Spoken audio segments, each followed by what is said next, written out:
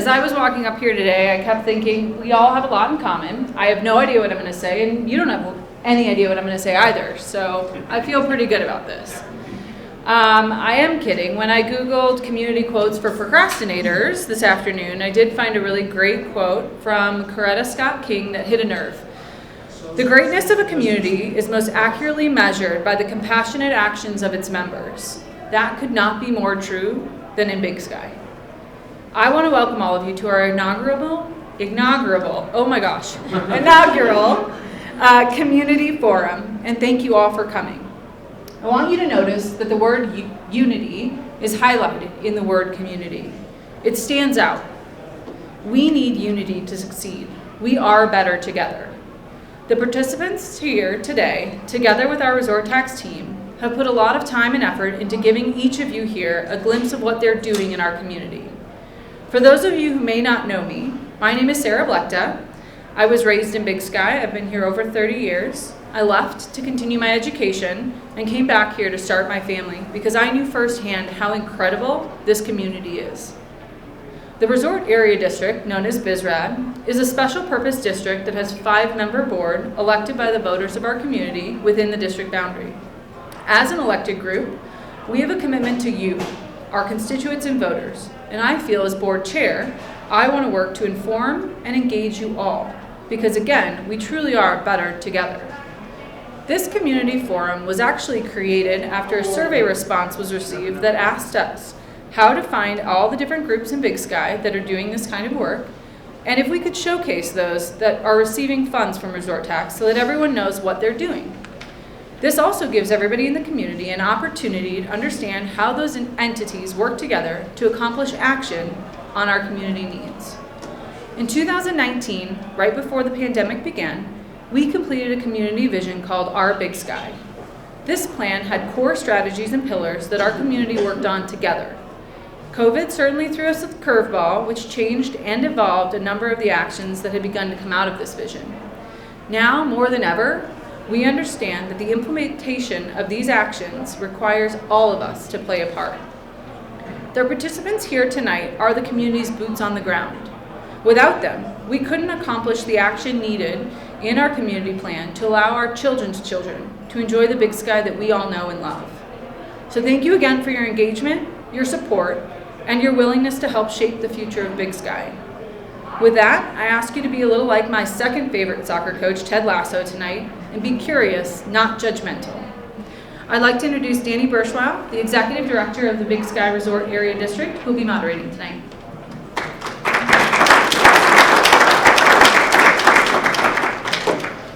Thanks, Sarah.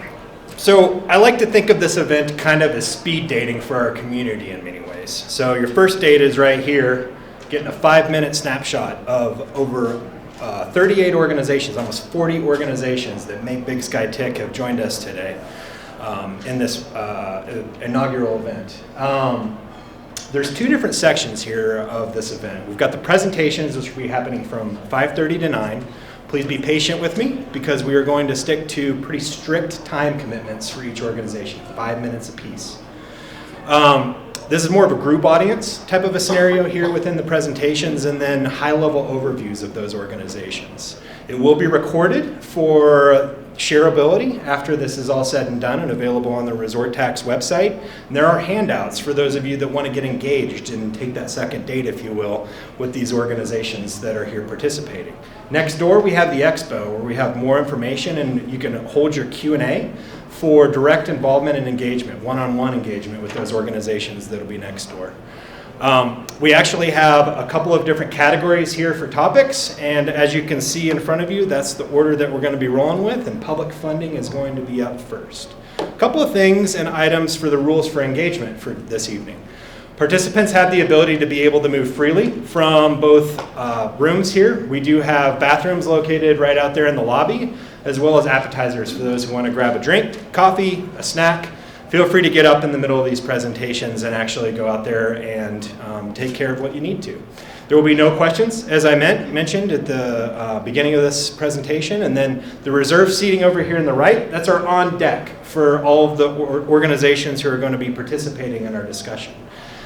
And with that, we'll kick off our fun-filled evening here with public funding. And first up, we've got the Big Sky Resort Area District, Jenny Musket, with that organization that is a local government, established in 1992 and is governed by a board of 5 locally elected directors. Since 1992, the Big Sky Resort Area District has collected a tax on the sales of luxury goods and services, over $80 million in investments, have played a significant role in funding priority programs and projects throughout Big Sky.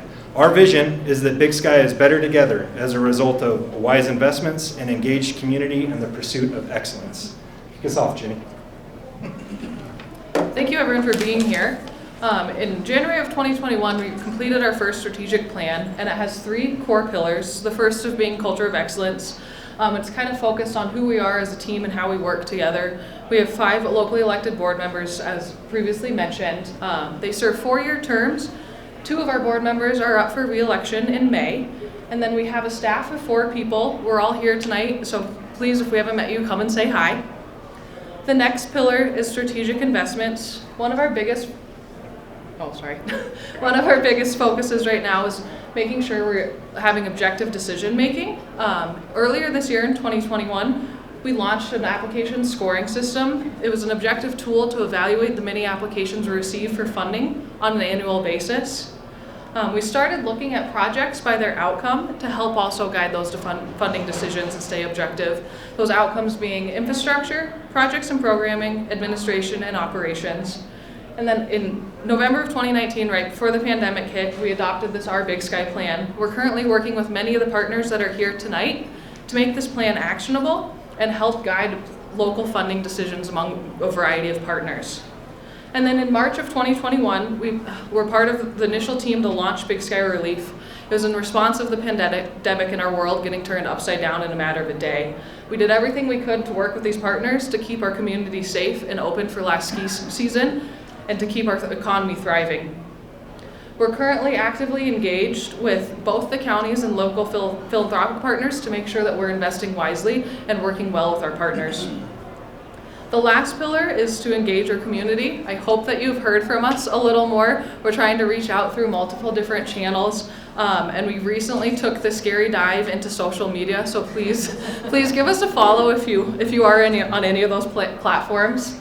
And then most importantly, our board meets on a monthly basis. Those meetings are open to the public, and we'd love to see you there. We host them virtually and in person, and we always welcome public comment. So we hope to see you at a board meeting, and for those of you who haven't met, come say hi at the table. Thanks, Jenny. Next up, we have Philanthropy, and starting the conversation is Anna Shipley with the Moonlight Community Foundation. This nonprofit was established in 2014 and is governed by a board of directors of 10 directors. The Moonlight Community Foundation is the nonprofit charitable arm of the Moonlight Basin community. Our vision is to bridge the Moonlight community to causes that matter by supporting initiatives for education, youth, conservation, and the underserved needs of the Big Sky community. And with that, I'll turn it over to Anna. Awesome. Thank you, Danny. My name is Anna Shipley, for those of you that I don't know, and I have the honor of serving as Executive Director for the Moonlight Community Foundation. So for our elevator speech, I'll be really quick here. The foundation started informally in 2011 by a handful of Moonlight Basin members. We got our official nonprofit status later in 2015. Since then, we've awarded $1.4 million to Big Sky nonprofits. We do this through semi-annual grant cycles in the spring and fall, funding programs and projects that are rooted in our core pillars. This photo here is from Big Sky School District's Wellness Committee. They received a grant this year to incorporate local and regional foods into the school lunch program. Some examples of other programs we have funded are Stream Restoration Project, the Middle Fork of the West Fork of the Gallatin River with Gallatin River Task Force, a down payment assistance program with Big Sky Community Housing Trust, building improvements to Big Sky's only daycare, Morning Star. So right now, for all of our nonprofit partners, our grant cycle is open. It closes on November 15th. I'm happy to say for the first time ever, we're in the 21st century and we have an online application, so hopefully that'll be a bit more streamlined for everyone. Our board is comprised of 10 outstanding members. Many of them live, work, and are engaged in the community here. I'm sure you'll recognize quite a few of those names.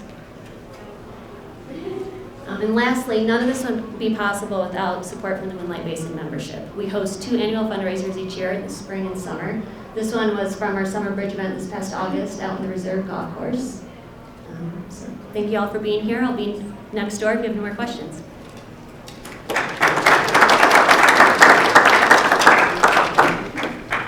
Thanks, Anna. Thanks for all you do to make Big Sky better together. Next up is Hannah Richardson with Spanish Peaks Community Foundation, a nonprofit that was established in 2011 and is governed by a board of directors of 8.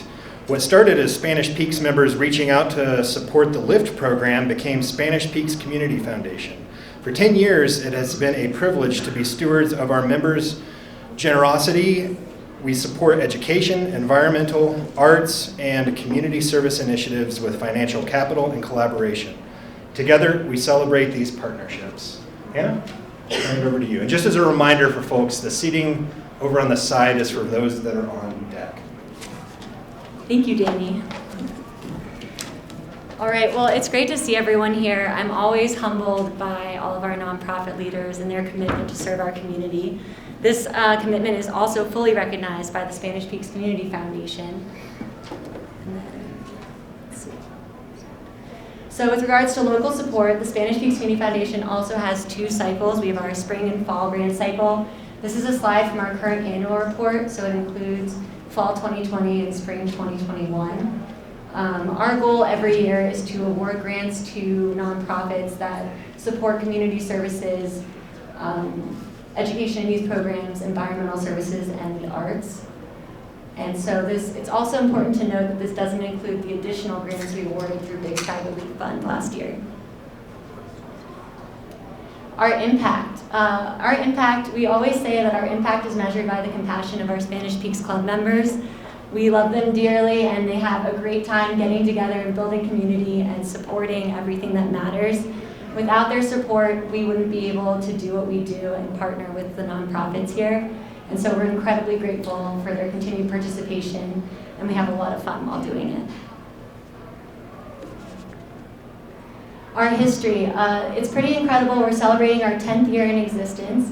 In 2011, as Danny mentioned, we started at a dining room table in the Spanish Peaks Mountain Club, and members were looking for ways to reach out and support some of the Spanish Peaks Club employees during the bankruptcy. And they were able to support 47 families, and now, over the past decade, in 2013, we started our first grant cycle, and we've been able to build our capacity until today. We recently met as a board, and we approved nearly $200,000 in grants to local nonprofits this fall, and those grant awards will be sent out later this week. Again, we're really motivated by our capacity to give and partner with local nonprofits, but also to have a great time while doing it and build community. So again, thank you so much for your time, and I'll also be next door if you want to learn more about the Spanish Peaks Community Foundation.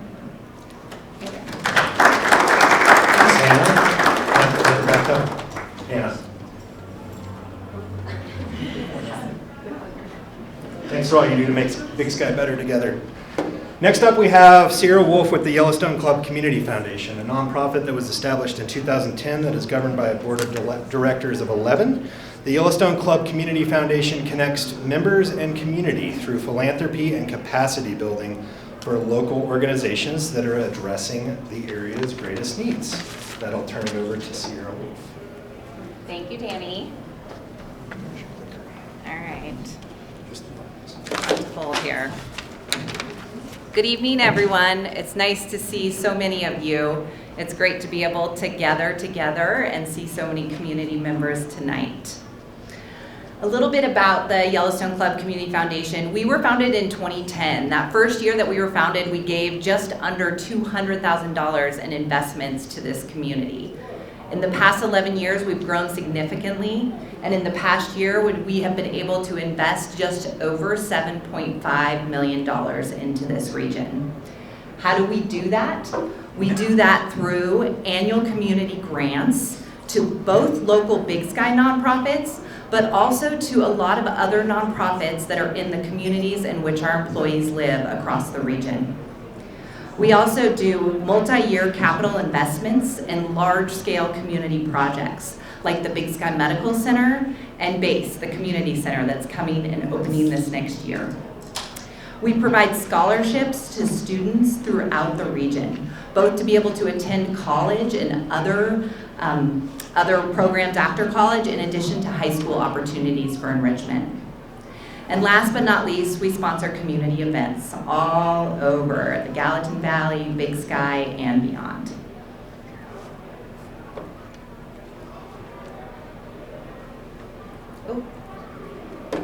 In addition to direct financial investments, we also support our not-for-profit partners with various professional resources. So we convene our stakeholders. When there's a lot of different nonprofit partners working to solve one problem, we bring them all together and try to have convene them and have them think strategically. We also do strategic planning, operational support, leadership development, and most recently we launched a comprehensive volunteer recruitment platform that connects all of the local Big Sky community members with all the different various volunteer opportunities with the nonprofits that are here tonight. And last but not least, we facilitate community collaboration of funding partners to elevate our community's goals and to give our community members, all of you, a voice in the direction of these philanthropic investments. Big Sky Relief is our most recent example of this, but we have a new initiative that's to come in 2022. And finally, before I sit down, I just want to say a big thank you to all of the nonprofit partners that are here tonight.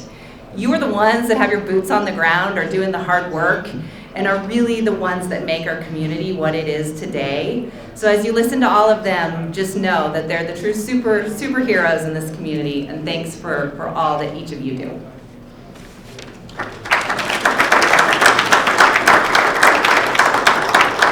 Thanks, Sierra, and all that you do to make Big Sky better together. Next up, we have housing and planning, and first on our list is Laura Seafang with the Big Sky Community Housing Trust, a nonprofit which recently received its official nonprofit status in 2020. It is governed by a board of 11 directors. The purpose of the Big Sky Community Housing Trust is to support the local economy and enhance the character of the community through implementation of a variety of housing strategies, including those outlined in a comprehensive 2017 Housing Action Plan.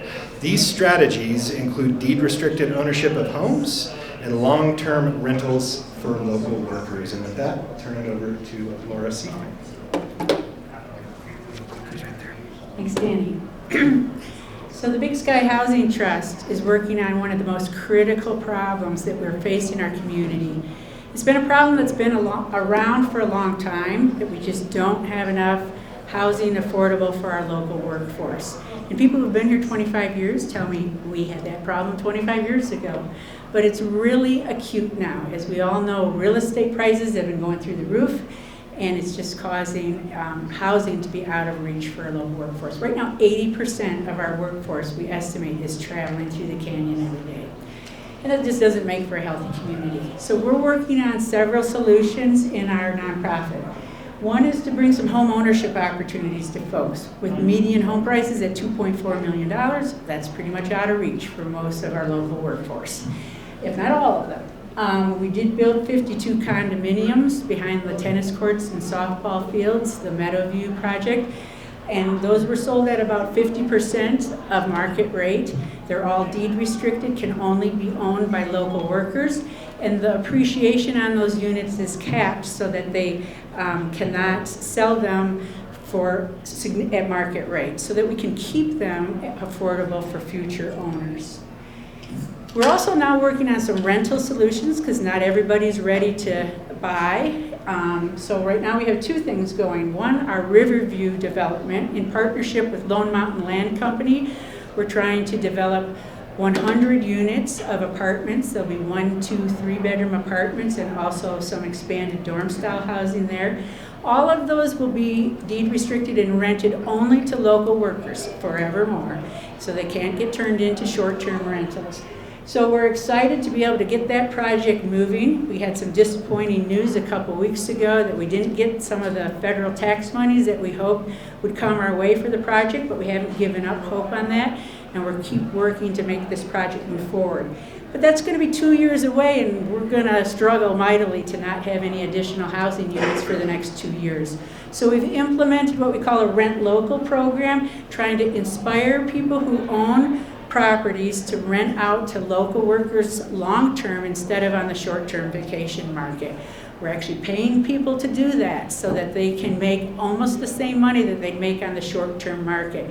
In just 10 weeks of paying those incentives, we've added 21 units to the marketplace and housed over 40 workers. So we know it's working, and it's a way to temporarily get some housing stock out there for our local workforce. So it's a community-wide problem, and we all need to work together. We're just a staff of 2.5 people trying to work on this right now. But we're looking for donations. We have some opportunities coming up for the community to donate during the Give Big, which is happening the Tuesday right after Thanksgiving. But also, you could participate in the Rent Local program. If you had a bedroom for rent or a condo that isn't utilized, you can let us know, and we can match you up with a great local worker who could rent your unit. We also have, in the middle there, a home share program. If you have a higher end unit that you just like to donate, it's used for a week or two during the year.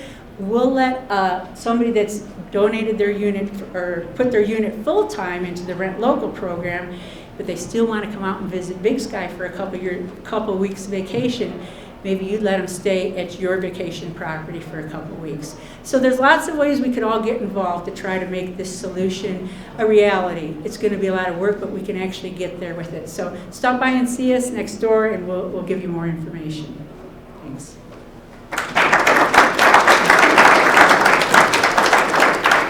Thanks, Laura, for all you do to make Big Sky better together. My dad was a Presbyterian minister, and I always used to sit in the back pew, which left a lot of empty seats up front. So if anyone is standing in the back would like to actually a seat, there's a few up front here. Next up, we have Susan Scott with the Big Sky Owners Association, a nonprofit which was established in 1972 and is governed by a board of 9 directors. The Big Sky Owners Association is Big Sky's largest and oldest homeowners association, created nearly 50 years ago as Big Sky's pseudo-municipality. Along with community support, the BSOA is still providing public services, architectural and landscape review, open space management, and compliance enforcement within its jurisdiction of over 2,400 properties. Kick us off, Susan. Thank you, Dan. All right. Thank you. Hi there. Nice to see everyone. Big Sky Owners Association, BSOA, is a master's association with over 60 subdivisions and sub-associations within its jurisdiction. And we have quite a history. In fact, we are, somebody else is managing that, thank you. We are, where was I? We extend back nearly 50 years. And we have established many of the community's leadership organizations. To name a few, Fire and Transportation District, the Big Sky Tax Resort, we were there when it was going to the legislature, and then also BSOA, of course, amongst others. We also have successfully established some of the basic necessities of the Big Sky community, including power line to Big Sky, the water sewer district to Meadow Village, the post office, TV services, and 911 services, the formation of the parks, including the community park and Ouzo Falls. So after all this time, the BSOA continues to fulfill our mission in a very real way to preserve, protect, and enhance property values and quality of life. So here are some of the recent ways BSOA improves the quality of Big Sky. Preserve. We provide public services, as Danny mentioned, within our jurisdiction. For instance, the BSOA owns and maintains over 100 acres of open space, some with trails of hiking, biking, cross-country ski trails, and then also some forested lands. To maintain these properties, we provide weed and pest control as well as fire prevention and mitigation for the safety of the community. protect. Thank you. Along with architectural review within our jurisdiction of 8,000 acres, we provide services such as land use restrictions and covenant compliance. Some may think that the enforcement we provide is a negative, but when there's a need to protect wetlands or to ensure safe road passage, the BSOA becomes very important in ensuring that life goes on without disturbances. And then also enhancement. We have some pretty exciting projects that we are working on, like sustainability within our community. We've just hired a sustainability consultant to help us implement LEED certified construction within our jurisdiction in an effort to utilize our community's resources wisely. Also sustainability to ensure proper review and consideration is done on future projects that may impact our quality of life in the Big Sky community. Impacts such as traffic, transportation, wildlife, and water sewer district. And with that, we are looking forward to cooperate and collaborate with leadership organizations within the Big Sky community to further that. And also over the last few years, we've been working with secondary emergency egress within the community. And now with the commitment from Madison County to improve the lower portion of Jack Creek Road, we are focusing our attention on emergency evacuation plan within Madison County. And then of course the BSOA ponds and West Fork restoration. We've been trying to implement this project for a number of years. And as some of you know, the project has been delayed several times for a variety of reasons.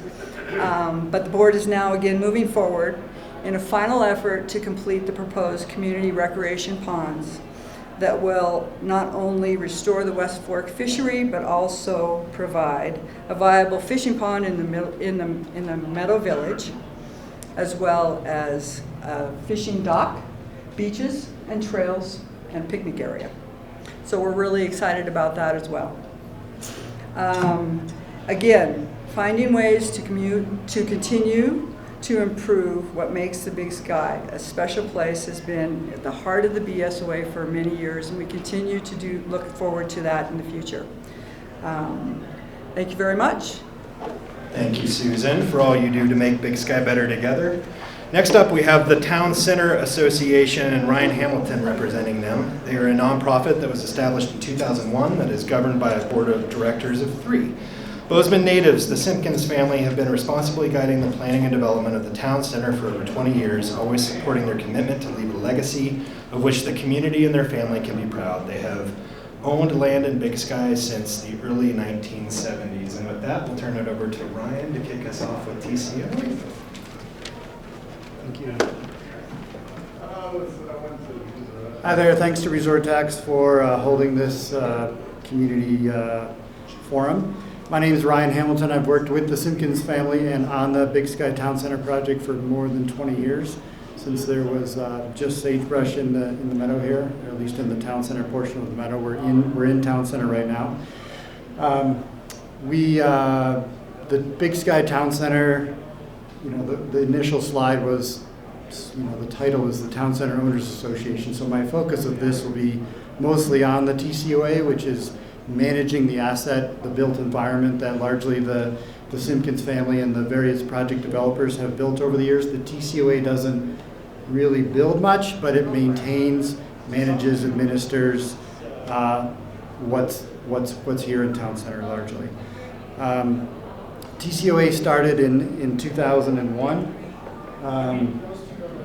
Its town center is 165 acres, so it's really just a triangle with the borders of the Low Mountain Trail, sort of West Fork, and then the West Fork Community and South Fork, and then the South Fork River down there along the edge of the bluff. We have about 200 owners in Town Center right now, 200 members. Big Sky Town Center is about 65% built out. What we do for the HOA is similar to, responsibilities and roles of the BSOA, although we are our own HOA, but it's public safety, it's events, it's managing the assets, it's architectural design review, it's enforcement, it's open space management, it's signage, it's dumpsters, it's lighting, it's snow removal, it's all of those things that you see happening out here. We are very proud of the partnerships that we've been able to create over the years, and whether that's some recent ones like composting and recycling with the Big Sky Snow Group. There's a new memorial pavilion being built right now and be finished in the spring over in Fire Pit Park. We've had a really spectacular partnership with the Arts Council of Big Sky for public art, and I'm sure they'll explain more of that later, but there's a new sculpture in the middle of the roundabout over there. The Little Free Libraries, Gallatin River Task Force through some gray water, purple pipe installations. The list is long. We've been at this for 20 years running the HOA, and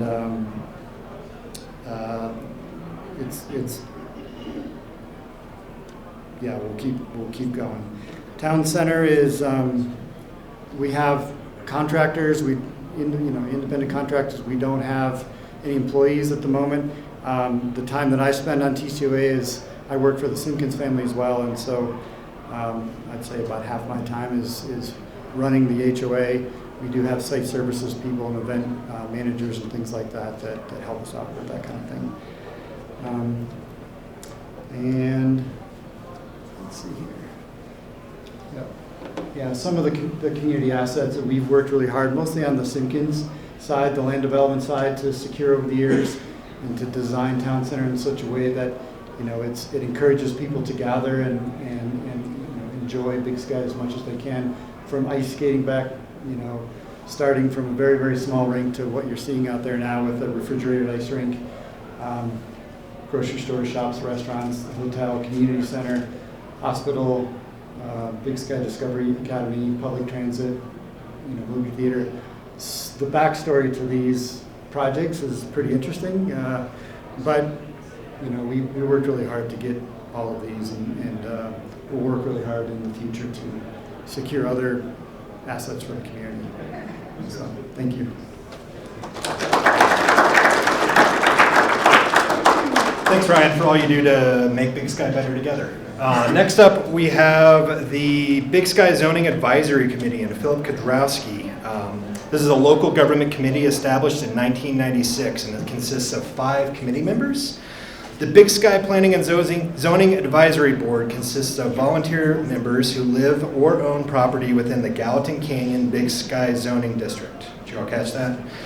The board meets every first Monday of every month to review zoning applications such as conditional use permits, variances, planned unit developments, zone text amendments, zone map amendments, etc. The board reviews the applications, then takes input from the applicants and citizens.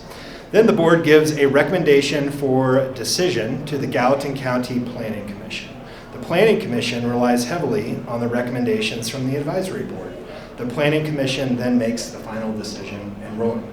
It's a lot of fun stuff there, Philip. Next up is Philip, and we'll turn it over to him. That was pretty good, Dan. I think you just gave my whole talk there, so next. No, so you can go to the next slide.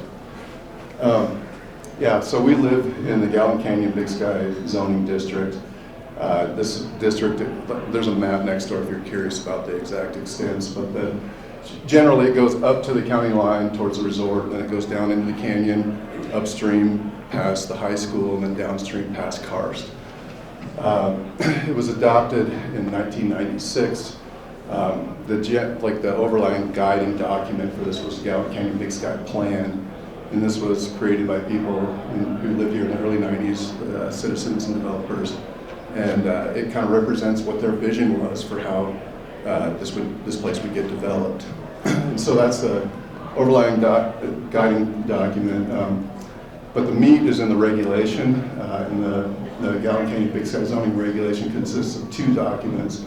There's actually, in Gallatin County, there are 22 districts. So part 1 is a generic zoning administrative regulation that applies to all of them. And then the second part is Galvin Canyon Big Sky zoning regulation that applies specific to our district. And each of these districts has their own plan and their own regulation, but the regulation is where the meat is. It's where you get your entitlements, like what you're allowed to do with your property. It also has design guidelines like setbacks, building heights, these kinds of things. And both of these documents can be found at these links.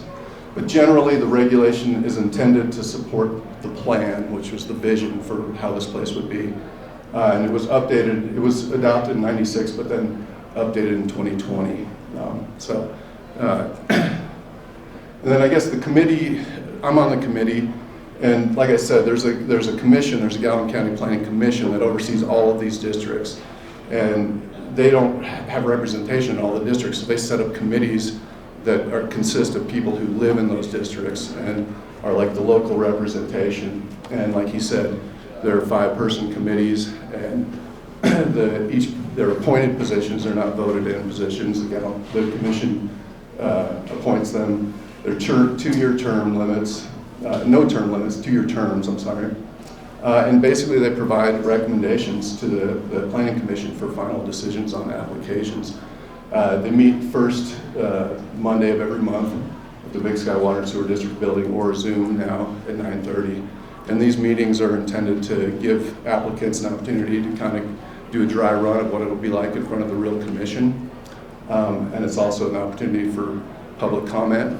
And at the end, the committee votes to either recommend approval or not recommend approval, or recommend continuance. 2 minutes, okay, I'm almost done.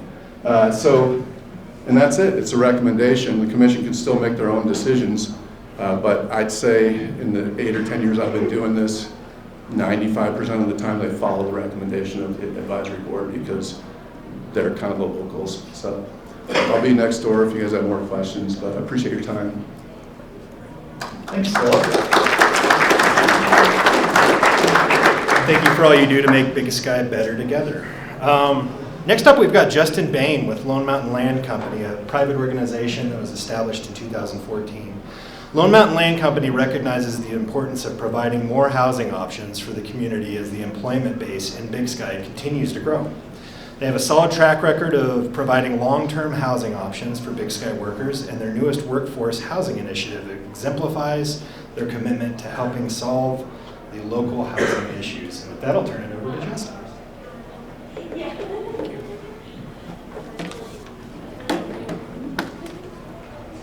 Hi, everyone. As many of you know, we have a lot of real estate-focused initiatives going on around Big Sky. Danny asked us to focus tonight on workforce housing and what we're doing there. Over the last, sorry, I didn't realize we were on that slide already. Over the last few years, we've grown a specific segment of our company to focus specifically on this issue. We plan to be here in Big Sky doing business for a very long time, if not forever. And we don't believe the housing market is healthy. That's a key component of the long-term economic vitality of this place. So I'm one of many people on our team that wake up every day focused on this effort. And over the last few years, we've raised specific capital for this problem or for this initiative, as well as grown the team significantly. Just to frame the problem a little bit as we see it, some of the bigger structural issues that we think we're up against here, one is just more people are coming here now, and that was inevitable. We have an amazing experience here in Big Sky, and it was only a matter of time before that happened. But we also have an extreme shortage of hotel keys, and we use Jackson as an example there. Jackson has over 3,000 hotel keys and gets about the same amount of skier visits every year. We have probably 500 hotel rooms in this market, dedicated hotel rooms. And so as a result, the Airbnb market has emerged, and that's reduced the supply of housing in our housing stock that's available for locals and for long-term rental. The other thing that's contributed significantly to a low supply of local housing is just high construction costs. So it's incredibly expensive to build here in Big Sky, and it always has been, and that's gotten worse recently. That's a disincentive, obviously, to creating more housing supply. And so the numbers are kind of staggering when you look at the last bullet point here. If you assume it costs $700,000 to develop a new 3-bedroom house, and we have an identified need for over 1,000 units of housing, that's an over $600 million problem. We are optimistic that we, in conjunction with other members of the community, can make a big dent in that. Just real quick to talk about what we've done over the last few years. We developed 78 housing units in Big Sky Town Center, right in this vicinity. We're proud that 100% of these are leased to local families, local businesses, local individuals. And that kind of brings us to today, what we're doing today and what we're doing into the future. I touched on this right at the beginning, but we have been growing this part of our business significantly in the last year or two.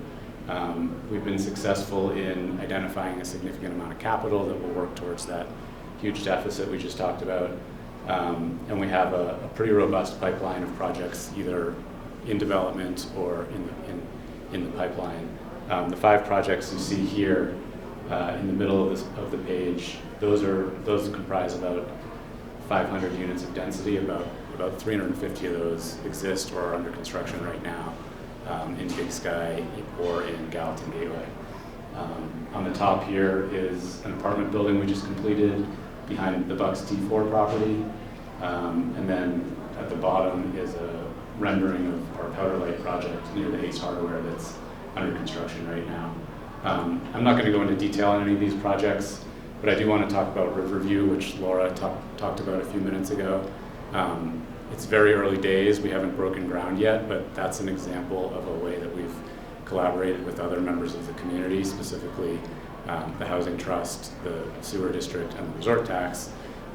When we bought the property across the street from Ace Hardware about a year ago, there were significant development constraints on that property. But by working with Laura and Danny and others, we were able to put forth a plan to develop 100 units of density on that land. We brought it to the Sewer District. They approved an annexation into the Sewer District, which largely unlocked a larger amount of density for us on that property. So we're very optimistic that through collaborations like that, through the capital we've raised specifically for this effort, and then through the creativity and the experience of our own team, that we can really help solve this problem over the next several years. Thanks.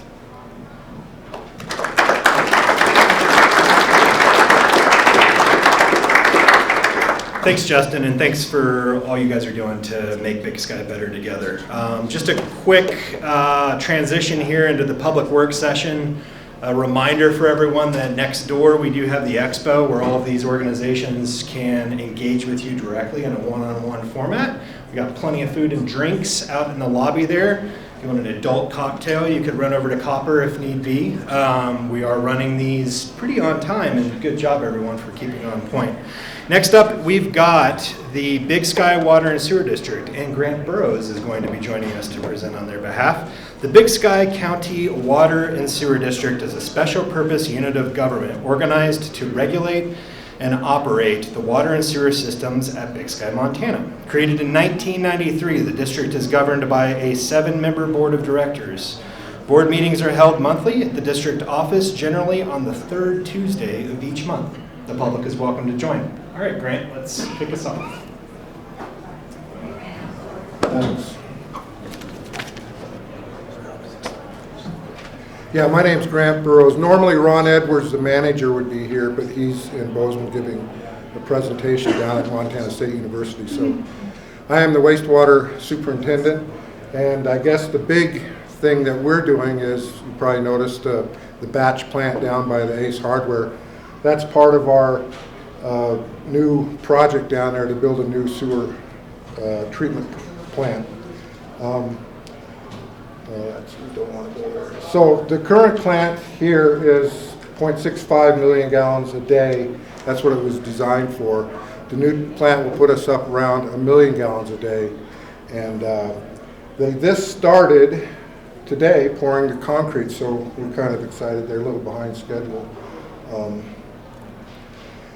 The water well exploration, you can see on the right, that they planned 11 new wells on the mountain.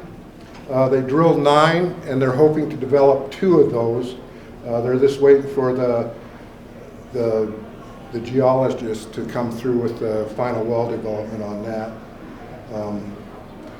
This is the funding that we have, and I guess that's it. I'm sorry.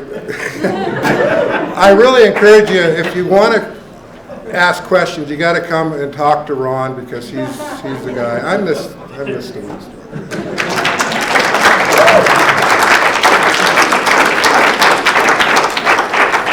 Grant, what you do is extremely important, and thank you for what you do to make Big Sky better together.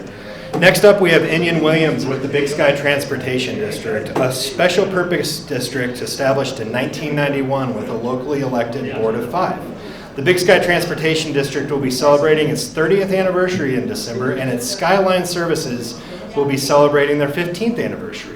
We know the vital public transportation services that Skyline provides, and Skyline looks forward to being able to increase its services in the near future to keep up with the growth in the community and in the region. And with that, I'll turn it over to Amy. Thank you very much, Danny, and thank you for holding this presentation tonight. As Danny mentioned, we are celebrating our 30th year as a district and our 15th year as Skyline Bus. A couple of numbers. Since we started the Skyline Bus, we've served 2.4 million rides in the Skyline. We've traveled 6.5 million miles, and we, as a few years back with the resort tax, we started taking fares that Al and I were talking about earlier today. And so far we've collected $1.3 million in fares in our in Skyline with that. So with that, we have had growing demand. You can see that our highest was in 18 and 19 with COVID and some things with fewer J1 students. Our numbers have gone down in the past couple of years, but as soon as they come back, our numbers will be right back up there. Being that we were formed in 1991, our district was much smaller than what the resort tax district was, and so you all may have seen that we went out to a vote to increase the district of the our district to match that of the resort tax district. We do have the ability to have a mill levy and tax on the bus system, which we will probably be looking at coming out for a vote as to whether our community would like to have that as part of a fund, as part of our funds for the district. We are expanding this year up to the Montage Hotel. We will be providing service up to that hotel that is part of our district. And another thing that you will notice this year as well is that we have putting some color coding to our different routes. So the Meadow Circulator will be represented by a blue line, the Canyon to Mountain will be the yellow line, the Mountain Circulator will be the green line, and the Bozeman to Big Sky will be the red line. So just another way to be able to identify which line is going to be out there and which bus to get on so that you know you're on the right bus. And additional this year as well is that we are going to be having half-hour service between the town center and the mountain all winter long for the skiers. So that was something that has been asked from the community to have more frequent service between the area. And hopefully we will get that buses that came through with the Tiger Grant here in the near future. They're still on hold, but we hope to see them soon. So thank you very much.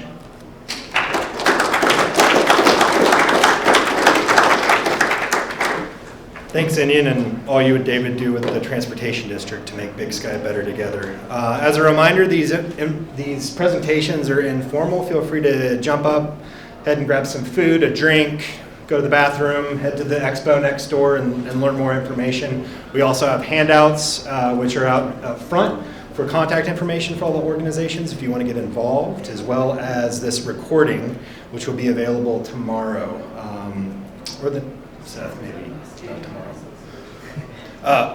By the end of the week, we'll have it up online on our website. So with that, next up is Al Malinowski with the Big Sky Post Office, and it is a federal government contractor that was established in 2001. Since 2001, the Post Office LLC has provided postal services to the Big Sky community. During those 20 years, we have seen the growth of Big Sky exceed the capacity of the current facility and are committed to collaborating with the United States Postal Service and the Big Sky Resort Area District to identify a long-term solution to improving postal services in the Big Sky community. And with that, I'll turn it over to Mr. Howe. Thank you, Danny. I think it was somewhat appropriate, maybe the order tonight, following Lone Mountain Land and recognizing all of the additional workforce housing that's coming into the community, and then even following the Transportation District and all the great information and graphs they have. I don't have a lot of that for you today because of our positioning as a contract station. And so while we recognize that we don't have a facility right now that can handle that can serve the community of Big Sky the way the community of Big Sky should be served, we are working really hard with the Resort Tax District to try to get the right people in the United States Postal Service to understand our community, to understand that our community is different than what we look like on a piece of paper, and to get them to come visit our community, walk through the facility with us, which would be a real treat. If any of you would ever like to do that, we'd be happy to have you back there. We've had the opportunity to tour some folks, our local county commissioners in the back of the facility. We've had representative from Senator Daines' office tour with us, and we've had some phone conversations with folks from Senator Tester's office. And it doesn't take long for them to recognize that our facility is not large enough for what we do in our community. I don't have a lot of graphs, but what I do is I have some pictures. And the pictures, they say are worth 1,000 words. Well, these pictures are of December 23rd, 2019. So this is pre-COVID. And because I'm not provided a lot of data, I know Sarah, if Sarah were still sitting here, she loves to ask me about package data, like how many packages do we get in a month? I wish I knew that, because I think I could put together some great graphs that show the growth in package and the growth in first-class mail over the years and how that corresponds to our increase in costs and why we now need a new facility. But apparently I may have to use feet in height of packages that are lit out on our back dock to show that we're growing. Now this was 2 years ago, again, pre-COVID, so last year was as many of you probably realize, because I'm assuming a lot of you ordered even more last year online than you did the prior year. Last year was a dynamo. And so I want the community to understand that we recognize that there's a problem. We just can't solve it alone. And so we are working hard to get some representatives, some decision makers within the United States Postal Service to come to our community, see our current facility, tour the area, look around and understand it. I'm preaching to the choir here. You guys all know it. I'm not telling you something you don't know, but what I am telling you that you may not know is we're working hard to have that sit down, to try to bring the United States Postal Service to the table. And we're really thankful that Senator Daines and Senator Tester have recognized the same issue, along with our 2 county commissioners. We've had 4 of the 6 county commissioners visit the facility, and they understand the problem. So that's what we're working toward, is having that conversation. I know there's a lot of rumors about a big hole next to the post office and that being the future post office. Well, it sure could be. But until we have that conversation with the United States Postal Service, we're a few steps away from being able to really lock that down. While we have those conversations, we think there are 2 other important issues in our community that should be discussed and hopefully resolved. One of those is we're not a federal post office. We're a contract station. And I believe we've outgrown that structure. I have got pictures here of the West Yellowstone Post Office. the Gallatin Gateway Post Office. Both of those facilities are operated by the federal government. Incidentally, they're both larger than our facility. And just as a side note, on most days, since the same truck delivers to all three of us, most of those days we get more mail than both of those facilities combined. So we are working. And I wanted to make a note for all the folks that put the nice, friendly comments about our staff, along with the Explore Big Sky article. That was really appreciated, and we're glad to know that you understand that those folks are working as hard as they can with the facility that they have and with the resources that they have. So put a smile on their face. It certainly put a smile on my face. And the last thing I want to mention before I run out of time is we'd also like to have a discussion about the canyon. You know, right now the canyon is Gallatin Gateway. Our school has a Gallatin Gateway address. We should have a discussion, and much like the resort tax has tried, let's get the boundaries of Big Sky for the postal services to match probably the resort tax boundaries, so we're all talking about the same community. Thanks, Al, for what you and the team do to make Big Sky better together. Next up, we have the Gallatin Canyon Water and Sewer District, and Mace Mangold representing this special purpose district of local government that is governed by a locally elected board of 3 directors. The Gallatin Canyon Water and Sewer District was formed in late 2020 based on findings and recommendations from the Canyon Area Sewer Feasibility Study facilitated and funded by the Gallatin River Task Force and BizRad, respectively.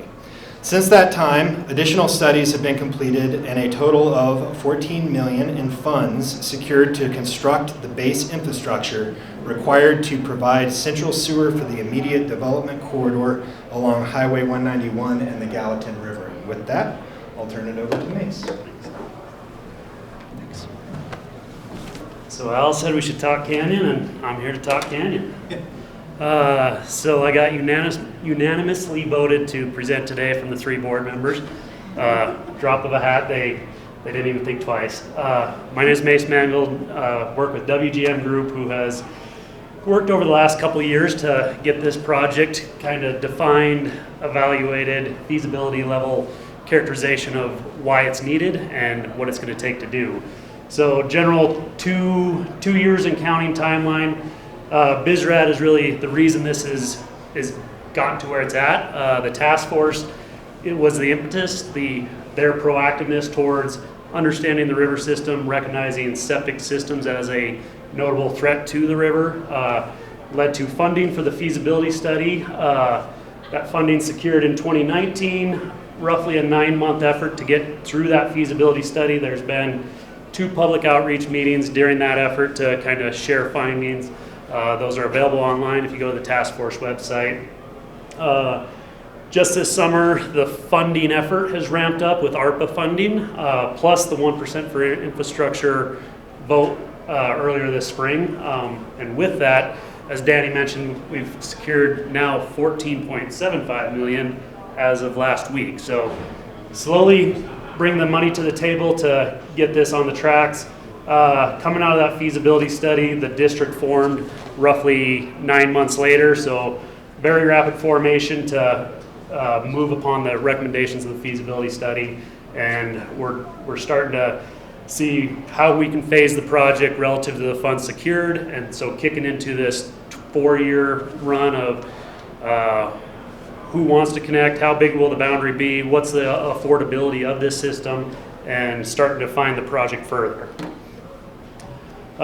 Project need, the general dynamic down there is the entire canyon corridor has no central water. So when Grant presented the wastewater treatment plant upgrade, everything uphill of about the golf course or the lagoons, that all comes downhill to central treatment, which is high quality treatment.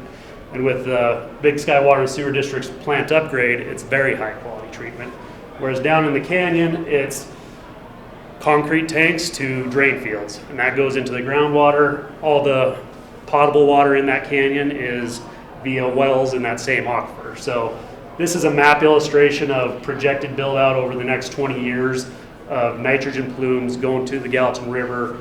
And what's not shown on there is, I'll say, upwards of 50 to 100 private wells that are potentially in that plume path, plus the river. So the need is there from a drinking water source protection, reduce the nutrient load load to the river, and I'd say even more importantly than the near-term load is the long-term load. So general overview of what the project is about. We're planning, the preliminary engineering report identified a collection system from Ophir School, way down here to the south, up to the intersection of Highway 191 and 64, also grabbing the Bighorn Center to the north, and gravity collecting to a lift station, and then conveying that effluent to the Big Sky Water and Sewer District upgraded plant. Plan is to send treated effluent back down to the canyon for disposal. So that's the nuts and bolts of what the project is about from an infrastructure standpoint. But going forward, it's really combining these interests, the river interests, protecting the river long term, housing interests with central water and sewer. You can start to go high density vertical community housing, workforce housing.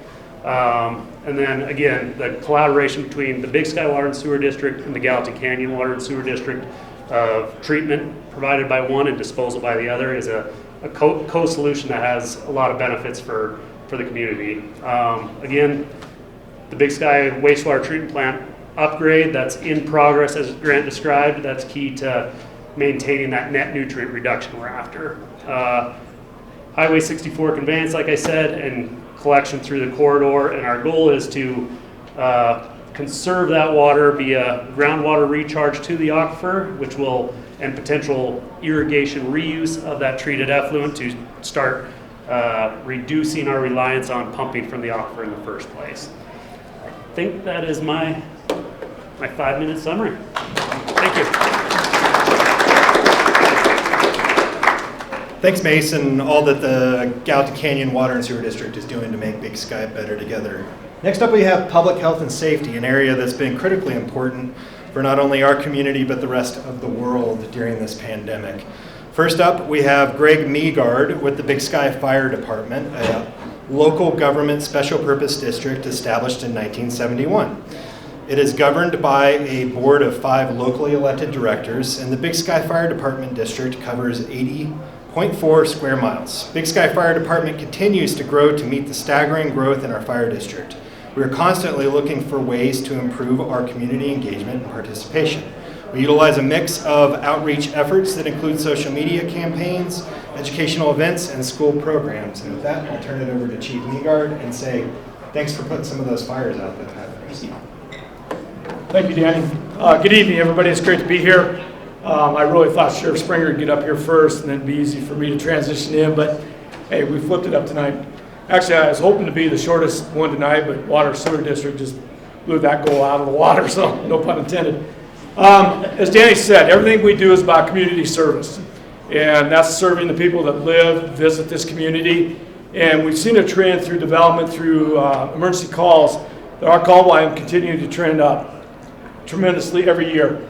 You can see the dip, as everybody's talked about, in 2020, based on COVID, how that affected with the resort shutting down and how that affected our emergency calls. But over the last 5 years, we've seen this trend just continue to go up.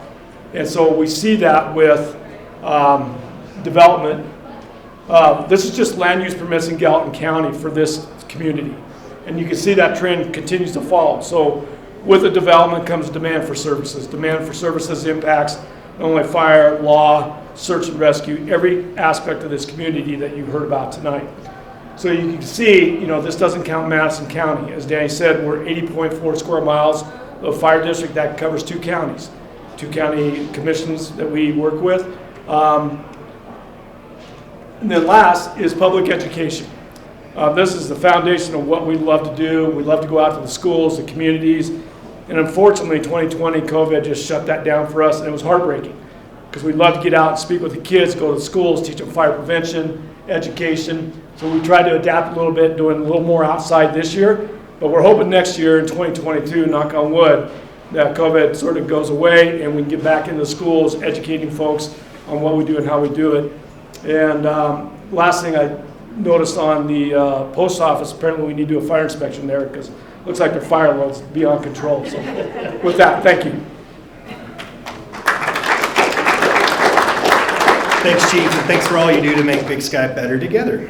Next up, we have Greg Clark with the Big Sky Search and Rescue, a nonprofit that was established in 1992 and has a board of 9 directors. Big Sky Search and Rescue is a volunteer organization that provides rescue services for Big Sky residents and our visitors in need of aid while on our trails and in the backcountry where other emergency services cannot be accessed. And with that, I'll turn it over to Greg.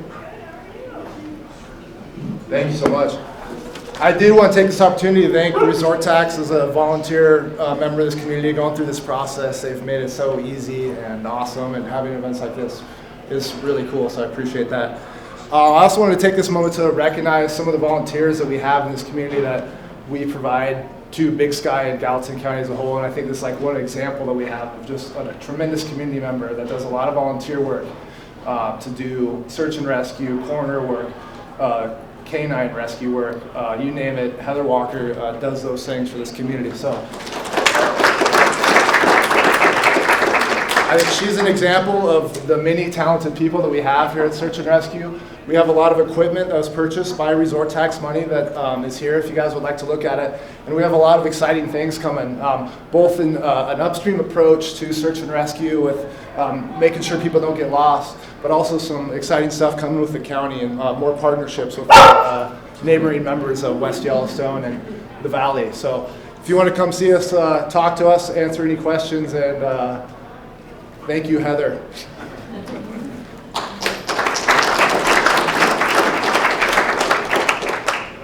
Well, the bar is high when you bring a dog in.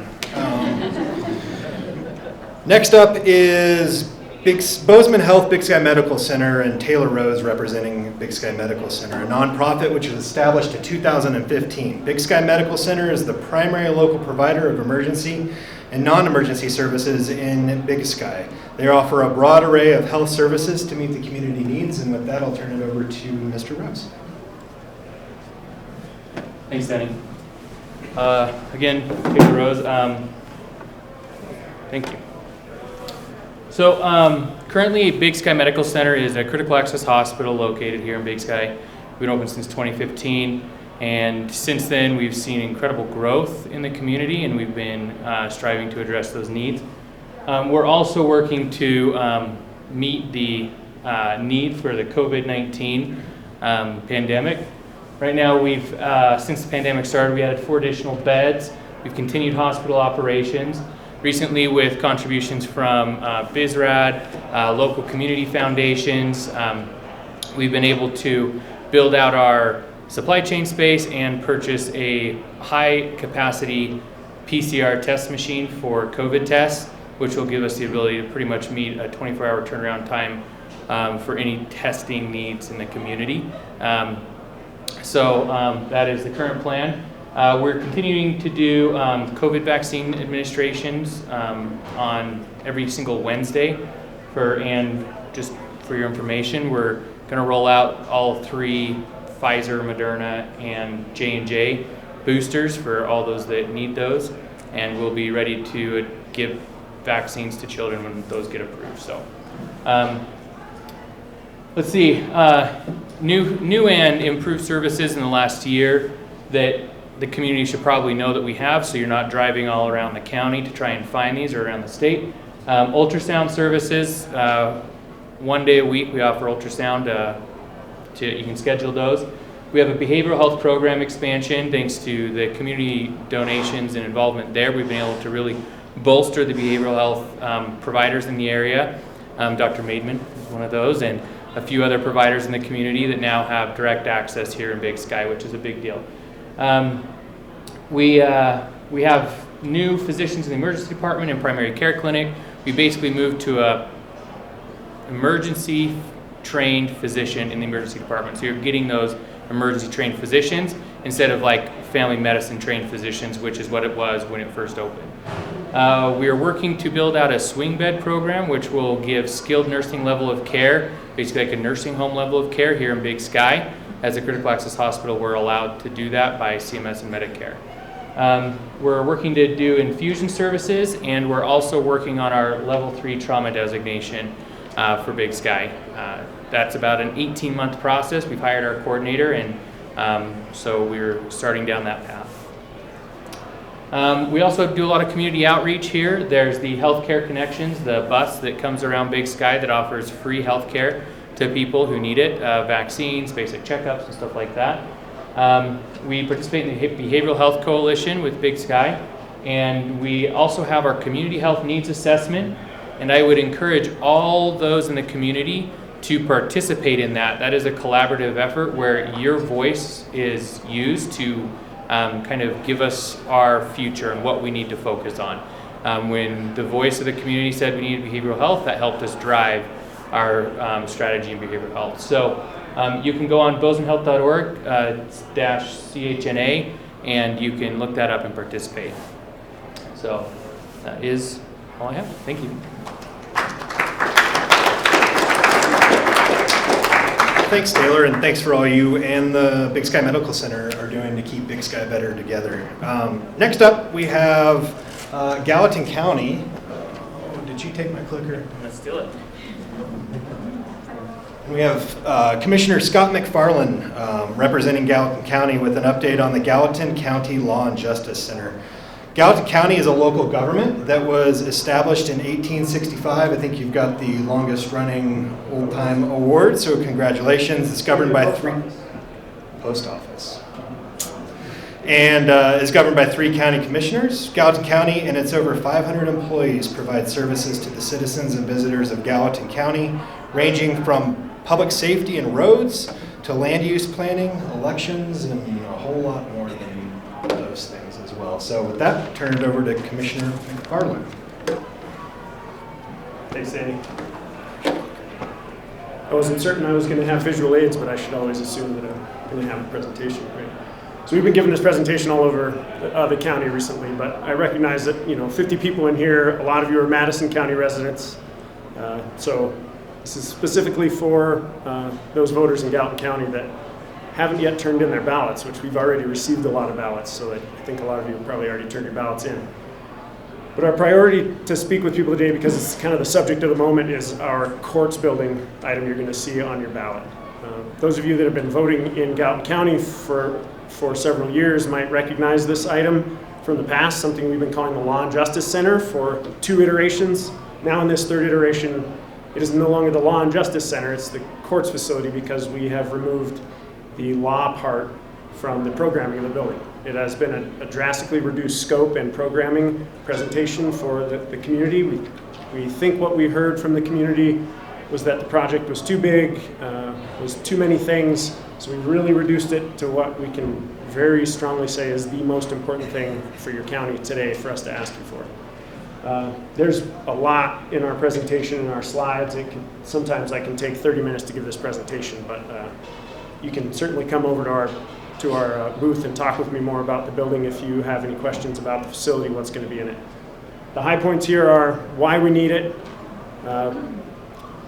Basically, we are in a building that was never intended to be a public facility, a public critical infrastructure facility.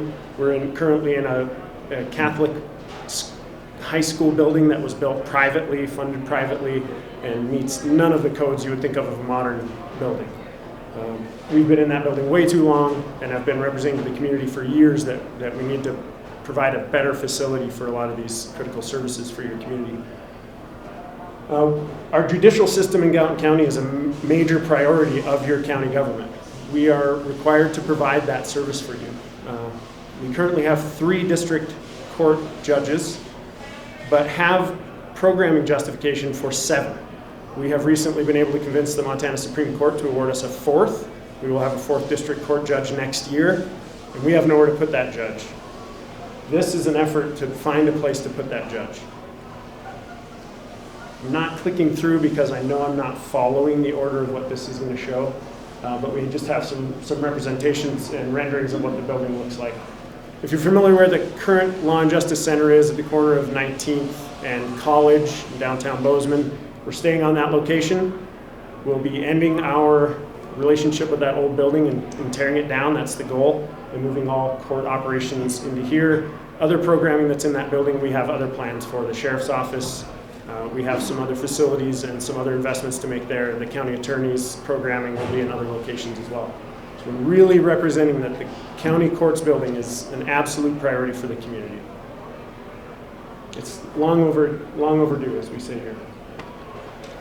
If you'd like to talk more with us about this, I'd love to explain the particulars of what's happening in that building and what we plan for it. But we have 1 week until the votes are all in, and I really don't want to do this again. I've done it twice, but Commissioner Skinner's done this 3 times, and it is time to be done asking people for this bill. Thank you. Thank you, Commissioner McFarland, and all that you do to help make Big Sky better together. Side note, a huge thank you to Scott for serving on a subcommittee that BizRad is working cross-county collaboration amongst Madison and Gallatin counties. I think we have actually a meeting tomorrow made up of Kevin Germain and Jim Hart, but we'll find a replacement for Jim now that he is resigned. Next up, we have Sheriff Springer, I believe, with the Gallatin County Sheriff's Office, a local government that is also folded under Gallatin County, established in 1865. The Gallatin County Sheriff's Office is responsible for the public safety of all Gallatin County residents and visitors. We are also responsible for the public safety of those residents and visitors in Madison County who we contract services with. Thank you, Dan. So I'm Dan Springer. I'm Gallatin County Sheriff. We contract with Madison County, so we do their law enforcement services here as well. We've got Danny, Dan Springer, and Dan Hayden. So Dan Hayden is the sergeant up here in Big Sky, and he is essentially what I would say is your police chief for Big Sky. And he runs our office of 6 up here and does an amazing job with it. We'll go over some of this stuff. We have about 140 employees. The county talked about 500 employees for the county, 140 of those in the sheriff's office. You have 6 deputies that patrol in the Big Sky general area. We have 2 in West Yellowstone to make it 8. We have seen a significant increase in our call volume up here, up to about 10% every year.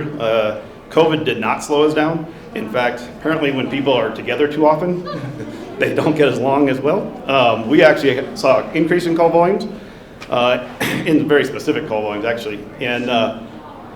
But we are seeing about a 10% increase in our call volumes here.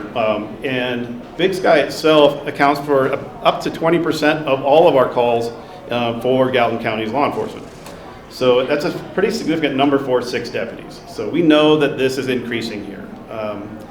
In the next few years, we expect that we will see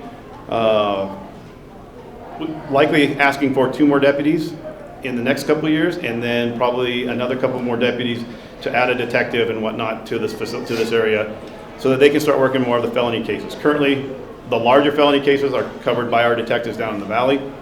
So I suspect that we're going to see a significant growth. One of the areas that we're going to be looking at is where we're housed up here. We've been partners with the fire department for a long time, and we expect that that'll continue possibly. I know that there's a lot of stuff in the works, but we would like to see some kind of facility where we actually have areas that are not just kind of closet spaces. So we are working with our commissioners, we're working with the fire department, working with BizRad to kind of make that happen. It'd be nice to have our regular interview rooms, office space, places for the public to come in that's a little more welcoming than what we currently are. So I suspect that'll be one of the topics in the next few years as well. We have, again, we do the coroner work, we do all the detention work. The Sheriff's Office has a lot more responsibilities than people really realize. We do all the civil service processing, courts. There's a lot of work that goes on in the Sheriff's Office. Search and rescue is also one of our things. We're partners with the nonprofit group here. We're seeing a nice transition of all of our search and rescues to start kind of working as a one organization, which has been really great to see. So that's coming, that's been happening this last year since about January. That is not me. So arts and culture is not me, if anyone knows me. What else? Dan, what do you have? Do you have anything specific you want to talk about? No, we just really appreciate being a part of this community. I've been down here since last September, coming back from starting my career here down in 2012. And something that I just really love about our sheriff's office and the community in Big Sky is that just about everybody that I run into knows one of my deputies by their first name. And I really, really like getting to police in a community where people know me as Dan, and people know Doug, and people know Travis. And so we appreciate you guys having us and treating us with such respect and letting us be a part of the community. You know, one thing really quick, sorry Danny. You're good. Give a politician a microphone, that's the way it goes. So one of the things that is going to be as an issue for us is housing. And our contract requires our deputies to live in the Big Sky area. We have 2 that are required to live in the Madison County portion of Big Sky, and the other 4 have to live in the Big Sky portion, south of the canyon, the mouth of the canyon, south. So that's an issue that I know is going to continue to be an issue for us. We're meeting with Madison County Commission as well as BizRad to kind of go over some possible changes to that. But it goes directly to what Dan was talking about. We like having our deputies assigned here so that you all know them by their first names and that their kids go to school here and they're involved in this community. That's a big thing for law enforcement. And we want to continue that trend as best we can. So that is something that will be going forward in the future. Next up, we have arts, culture, and events. And as a reminder for folks, the expo is happening next door if you want to engage directly with any of these organizations. This event will be recorded and posted online so you can share it with others at a later date. And if you're looking to get involved, head next door and have a conversation with any of these organizations that are of interest. And we also have a handout that includes all of the contact information. So next up, we have Brian Hurlbut with the Arts Council of Big Sky, a nonprofit that is governed by a board of 17 directors. Created in 1988, the Arts Council of Big Sky is one of the oldest nonprofits in the community.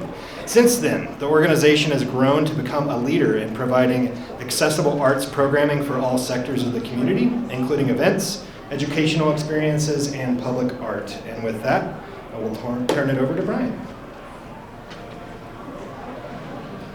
Thanks, Danny.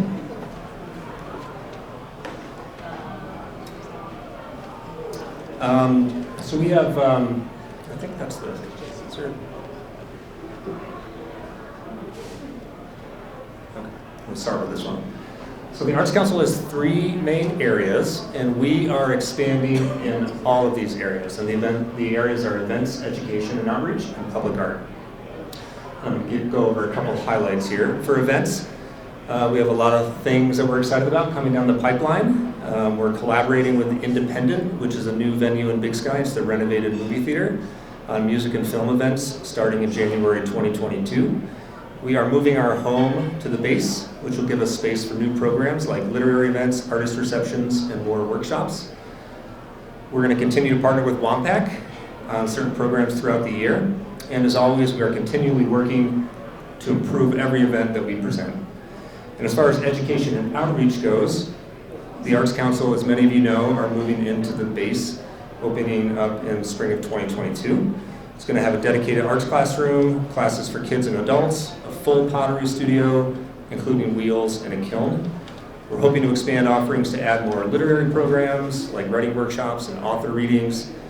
And we're going to continue to collaborate with other nonprofit partners like the school district, Discovery Academy, BSCO, local community foundations on future programming. And then we have our public art program, which is probably our biggest program right now. We just installed an exciting kinetic sculpture in the town center roundabout, which many of you have probably seen. We're installing another modern piece called Lightning at the base in the spring. We're working with the Robin family on a memorial bench for Mark in the Fire Pit Park. We're planning more utility box wraps in 2022, and we now have 10 sculptures that are under our ownership or management. And our long-term vision is a public art trail from the community park all the way to Uso Falls. Community growth is another focus of the Arts Council, how we are investing in the community as it grows. Just a couple things to point out. Since 2018, we've invested nearly $1 million in our public art program, and 97% of that has come from private funds. We're investing in community programming at the base. We're hiring 1 full-time instructor to manage the arts classroom and teach the majority of the classes and workshops. We invested funds into the Len Hill Park renovations for Music in the Mountains, and we're going to invest more next summer. And we're actively working with both public and private sectors to promote the arts and make our community a cultural destination. Then the last thing that we're focused on is the community impact throughout Big Sky, and that is how we can deepen the impact of the arts in Big Sky. A current focus of ours is behavioral health, and some examples are the BASE programs that we're currently working on are designed to be safe, healthy spaces for kids and adults. We're making a special effort to reach people like seasonal workers and offer programs that provide a healthy alternative to going to bars or parties. We're partnering with the BSCO to provide affordable after-school programming at the base. And we're exploring how we can incorporate art therapy programs into future programming as well. And another area is livability. We believe that a vibrant arts and culture scene creates enriching connections between people and makes our community a better place to live. And research shows that engaging in arts activities can reduce the mental and physical impact of other health problems. So it's important to the Arts Council that these types of programs are available in our community. And then finally, equity. The ACBS believes in arts for all. We want everybody to have access to the arts, and we strive to remove all barriers to participation. And finally, our goal is to create a welcoming atmosphere for all people who travel here, specifically by using art to characterize Big Sky as a place for everyone. So that's kind of an update for the Arts Council. We have a couple of our staff members next door if you want to chat about what we have going on. Thanks.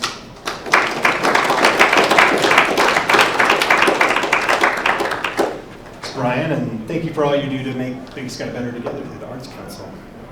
Next up, we have Inion Williams with Outlaw Events, a private organization established in 2010. Outlaw Partners and Outlaw Events is the premier event producer in Big Sky with signature events like the 8-time PBR Event of the Year, Big Sky Rodeo, Big Sky Art Auction, TEDx Big Sky Winter Carnival, Peak to Sky Concert, and Wildlands Festival. With that, I will turn it over to Inion.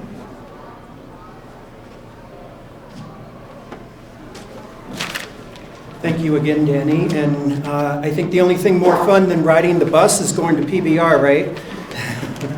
So I thank you for having us up here for our events that we hold. In the summer, we call it Big Sky's Biggest Week. And this past year was our 10-year anniversary of PBR in Big Sky. And so we added a few more events this year. We start the week off with the art auction and the Big Sky Rodeo that goes on. That's a great rodeo event that is different than PBR. We added in this past year the Dick Allgood Community Bingo Night. That was a huge success and raised money for the Discovery Academy and Morningstar Learning Center. And we are looking forward to bringing that again in 2022. We also had the Big Sky Community Day that was anchored by our mutton busting event, and that was very successful, and where you can bring your kids out and have a fun kid day in Big Sky. And we had a fun summer street dance as well. So a fun week of events topped off by the Big Sky PBR as it's a 3-day event. And I think if you haven't been to that, then you haven't lived in Big Sky for very long. So we look forward to having that again next year. This upcoming winter season, we are very excited for events this winter. We are bringing back our Big Sky Ideas Fest. We are going to be at the Independent for a couple of nights of having the Big Sky Ideas Fest with a discussion, a roundtable discussion, and a musician series. And then we are bringing in, with the demand of TEDx, that we are doing it for 2 nights this year. We are going to have 6 speakers and a musician each night, and so we're looking forward to that as well. You can come over to our station and see our lineup that we have for that. And then a collaboration that we're doing with the Big Sky Chamber is what's going to be the Winter Carnival or the Winter Festival that we're looking forward to. The anchored event is going to be the Big Sky Ski Touring, which we missed last year, but we're bringing back this year. We're looking at having a cross-country ski race, the Viking cross-country ski race, a ice sculpture garden out here in the Plaza of the Wilson Hotel, a retro movie night at the Independent, and hopefully snow bar and a winter street dance concert going on for this winter. So with all of that, that will be the biggest week of winter events in Big Sky for the upcoming winter season. So as Danny mentioned, this year we were voted yet again the 8-time PBR event of the year. That is quite a feat. That is 250 different PBR events across the country, and we have been voted #1 for 8 years in a row. So that's very special to us. So thank you very much.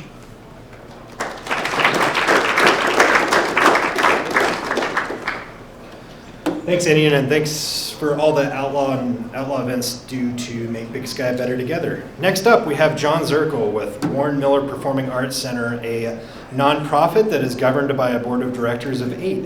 Since it opened on March 12, 2013, the Warren Miller Performing Arts Center has hosted over 250 productions in Big Sky. Situated on the campus of the Big Sky School District, WAMPAC is a vibrant creative ecosystem for performers and audiences from a vibrant array of backgrounds, experiences, and geographies. With that, I'll turn it over to John. Thank you, Danny, and thanks everybody for hanging in there. This is awesome. I was kind of thinking everything goes so fast. It's kind of like the social scroll, but it's really interesting knowing what's coming up. So, hi, I'm John. I run the WAMPAC. I'm the guy who comes out on stage, and I'm really excited to share some boring numbers that I find to be really exciting about the arts. Our big message this year is see a show. See a show in Big Sky. So make sure wherever you go, make sure you go out and support the arts, support artists. It's been a really tough 19 months. 557 million seats unfilled in America between March of 2020 and July of 2021. WAMPAC did manage to serve more people this last year and a half than we've ever served before, thanks to some quick virtual pivots, but you can see that the background that we were working on, getting people back in the theater, tough time right now. Before the pandemic happened, some numbers that people don't know is that the arts and culture sector of the economy was nearly $1 trillion. That's more than construction, nationally speaking, and we want to get back to that. The numbers haven't come out yet for 2020 and 2021, but we're pretty sure that they're going to be a little bit smaller than $1 trillion. We're hoping that in 2022, we can get back to that. And a big thing, a study came out from Indiana University this last year, is that when you go out and see a show and when you participate in the arts, economic recovery actually accelerates. Thrilling study from Indiana University that we won't go over now, but it's something to think about. And really what's important is just look at this face. Look at Shannon here. She's there in WAMPAC. What is she thinking? She's going, oh man, I'm so glad I came out here tonight. I didn't exactly know what I was going to get, but I'm really having a nice time. And I know that after this, we're going to go out for drinks. After this, we're going to go down to Standard, or we're going to go to Biom, and we're going to talk about the show we just saw, and we're going to get 3 or 4 drinks. And then tomorrow we're going to talk about it more, and then we might go to a show again next week. Maybe I'll bring somebody else next time. Do you see where I'm going with this? When we come out and see a show, we support the entire community. And that's what I want you all to do this year, is to make sure that you go and see a show. Here's the cool, so here it is, the winter season. We haven't announced this officially yet, but I'm going to rock through it real quick. We're currently in our fall season. This is, Nella was here on Saturday, did a great bilingual show in Spanish. Arthur Trace is coming on November 6th. That's a guaranteed win. Magicians, we love magicians. And then we have a really great winter season coming out. Packages go on sale November 15th. So street dance and ballet on the same stage throughout the season. We're doing In a Landscape again. If anyone was out there, it took me a really long time to convince them to come back. They had a great time, but if you remember, the pianist's fingers were cold. For those of you who weren't able to make it, we put a piano out on the driving range, groomed a cross-country ski course around it, and you could ski around and walk around with headphones and listen to a classical piano concert, and it was one of the coolest things I've ever seen in my life. By the way, that was the first time that it ever happened. It goes fast, doesn't it? We're also bringing back our theater game called Beyond the Fourth Wall. You can bring small groups into the theater. You have WAMPAC to yourself. The twist this year is you're going to be competing against each other. So we're trying to figure out how to make sports and arts come together. We know that it's going to be one of the most fun events of the season. This is Roy Wood Jr. He's one of the funniest guys I've ever seen. We have the Second City coming back from Chicago. We have a cappella from Zimbabwe. And more, which is going to be really amazing. Those tickets go on sale November 15th. I want you to come see a show. And the last thing I wanted to talk about that we don't really get to talk about very much is what public-private partnership means for WAMPAC. And that's our special relationship with the school. So the school owns the facility, we operate the facility, and from just a straight up business standpoint, this makes our costs very efficient. We're able to share in the cleaning of the facility, the utilities of the facility, which means that it opens up opportunities for us to bring out really, really, really high quality artists. Sometimes people say, oh my gosh, how did they do that? How do we get these incredible artists to come all the way out to Big Sky? Part of that is because of our relationship with the school. And one of the amazing byproducts of that is that we have a beautiful organic relationship with the students of the Big Sky School District. Here we have, you might have come into WAMPAC before and you've seen students there who are welcoming you, checking your name off the list. What's really great about that is we give high schoolers volunteer hours. Then we don't have to convince them that they need to sit in a room full of adults. They get to sit on the stairs, but they get world-class arts offerings, which is an amazing experience for these high schoolers. By the time they graduate, they might see 50 or 60 shows, Grammy winners, and that might influence them to have a cultured life, which we really love. And boom, that's it. Thank you very much.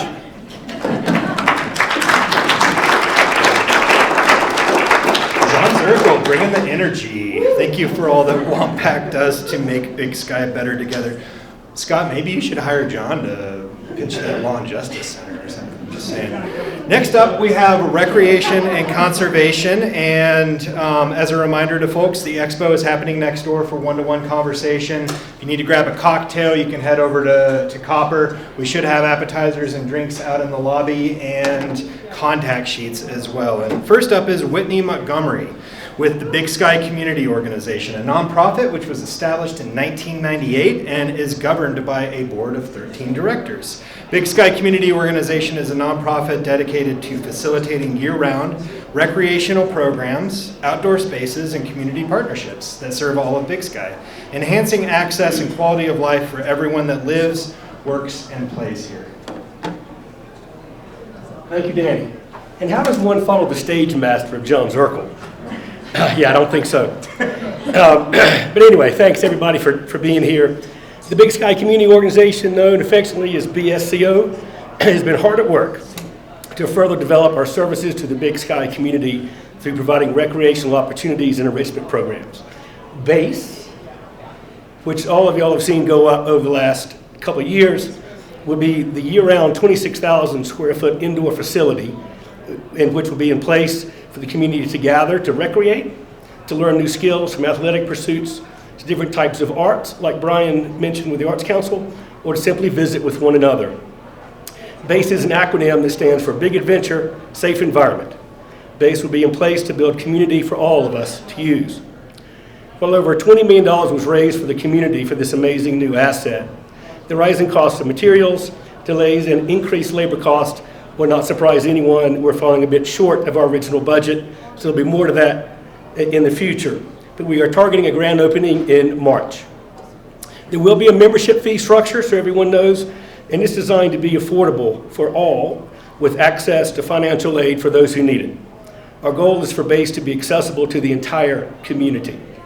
In addition to gathering spaces, BASE will have an indoor gymnasium with full-length basketball court, plus 2 cross courts for maximum play. The gym will also be striped for the ever-growing pickleball scene here in Big Sky, volleyball, and other sports.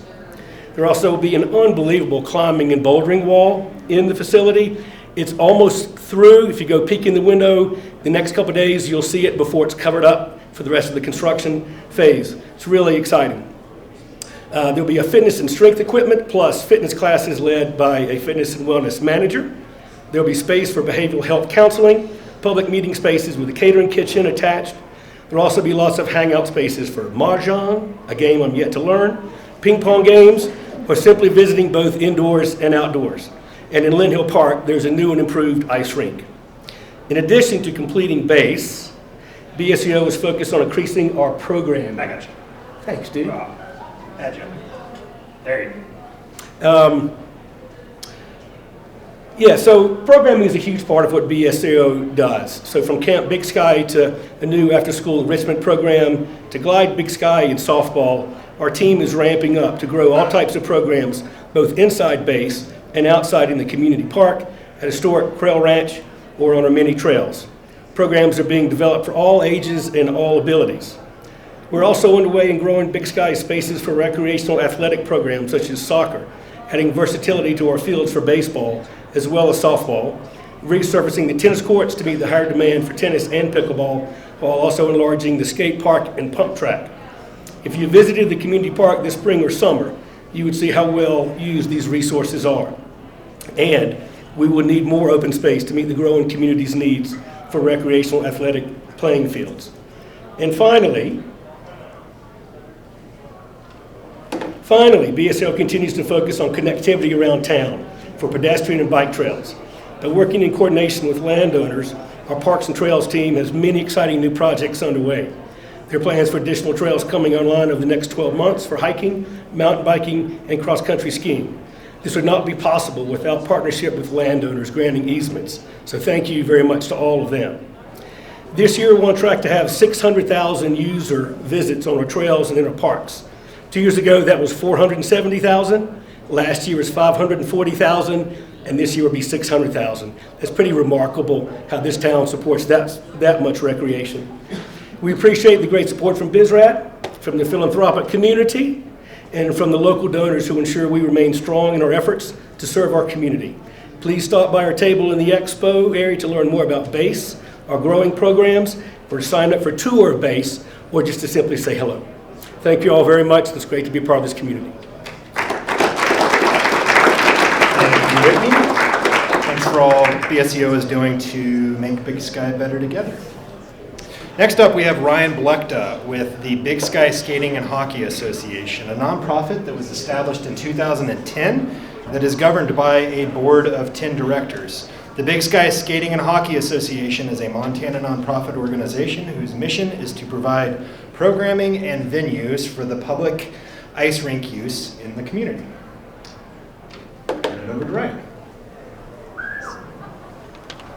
All right, thanks, Danny. So BSSHA, which stands for Big Sky Skating Hockey Organization, our mission is to provide a facility, equipment, and programming to educate the public regarding ice skating, hockey, curling, broomball, and sportsmanship. We create quality and affordable recreation opportunities to all community members, including disciplined, competitive, and recreational hockey for adults and children. Better together. In 11 years, we have gone from a group with no assets or a rink location, and through committed volunteers and a combination of public, private, and foundation funding, we have accumulated over $500,000 of equipment and infrastructure needed to have a first-class ice rink with related programming. I got you. Oh, thanks. Affordability, making ice programming more affordable for people who live and work in Big Sky. Almost from the beginning, we have obtained funding which has enabled us to acquire and maintain a large inventory of skates and hockey equipment to be provided at a nominal charge to resident children who participate in our youth programs. We also make our rink affordable and available for open skate at no charge. Increased availability. Our entity has become a catalyst for the development of a first-class outdoor ice arena in Big Sky with related programming, which is efficiently run and affordably to be used. Anyone who drives by our rink most evenings will see that we create a lot of activity in the town center. In the next year, we are developing a working relationship with BSEO and continue to improve and grow our facilities and programming throughout the next years to come. And if you guys have any questions, we have a booth set up. Joe's back there answering questions. We will be having kid sign-ups here in the next couple weeks, and we'll have some communication going on for that. Thanks. Next up, we have Jesse Lapel with the Big Sky Ski Education Foundation, a nonprofit established in 2010, governed by a board of directors of 10. Big Sky Ski Education Foundation believes sports builds a child's character and confidence and is expertly devoted to technical skill building. But perhaps more importantly, BSSEF celebrates a larger mission of helping each athlete find their unique potential as a competitor and a leader through discipline, mental toughness, commitment, contribution, sportsmanship, grit, fun, and teamwork. With that, I will turn it over to Jessica. Thank you. We have many sources of funding. Most of them come from our events. We host many events throughout the year. Our golf tournament is new. This is our second year this year that we hosted it. We also do an annual fireworks stand that's been going on for a while, and we wanted to thank the community for all the support this past year with the fires and just supporting our stand even though we couldn't open it. We also have our annual skee ball, the turkey trot on Thanksgiving, a 5K, and then we host a couple movie premieres, one in Bozeman, usually one in Big Sky. We also have team sponsors that give us funding and many of our local foundations like Spanish Peaks Community Foundation, Moonlight Club Community Foundation, and the YCCF, as well as Big Sky Resort Tax. We offer many scholarships that are supported through our funding, and they allow us to give an opportunity to all the youth in the community to participate in our programs. So we offer a Lars Erickson program registration scholarship. So far we have given the scholarship to 50 athletes in our program this year. We also offer an equipment scholarship, an in-season travel scholarship, and then postseason qualifier scholarship. We also offer scholarships for our summer events, like summer camps. Here's our program growth. You can see that our free ride program has almost doubled in the past 2 years. Our Nordic program has almost tripled in the past 2 years, and our Alpine program has continued to increase. So we're very happy with that, and we want to thank the community for all the support. You guys can stop by our booth next door if you have questions.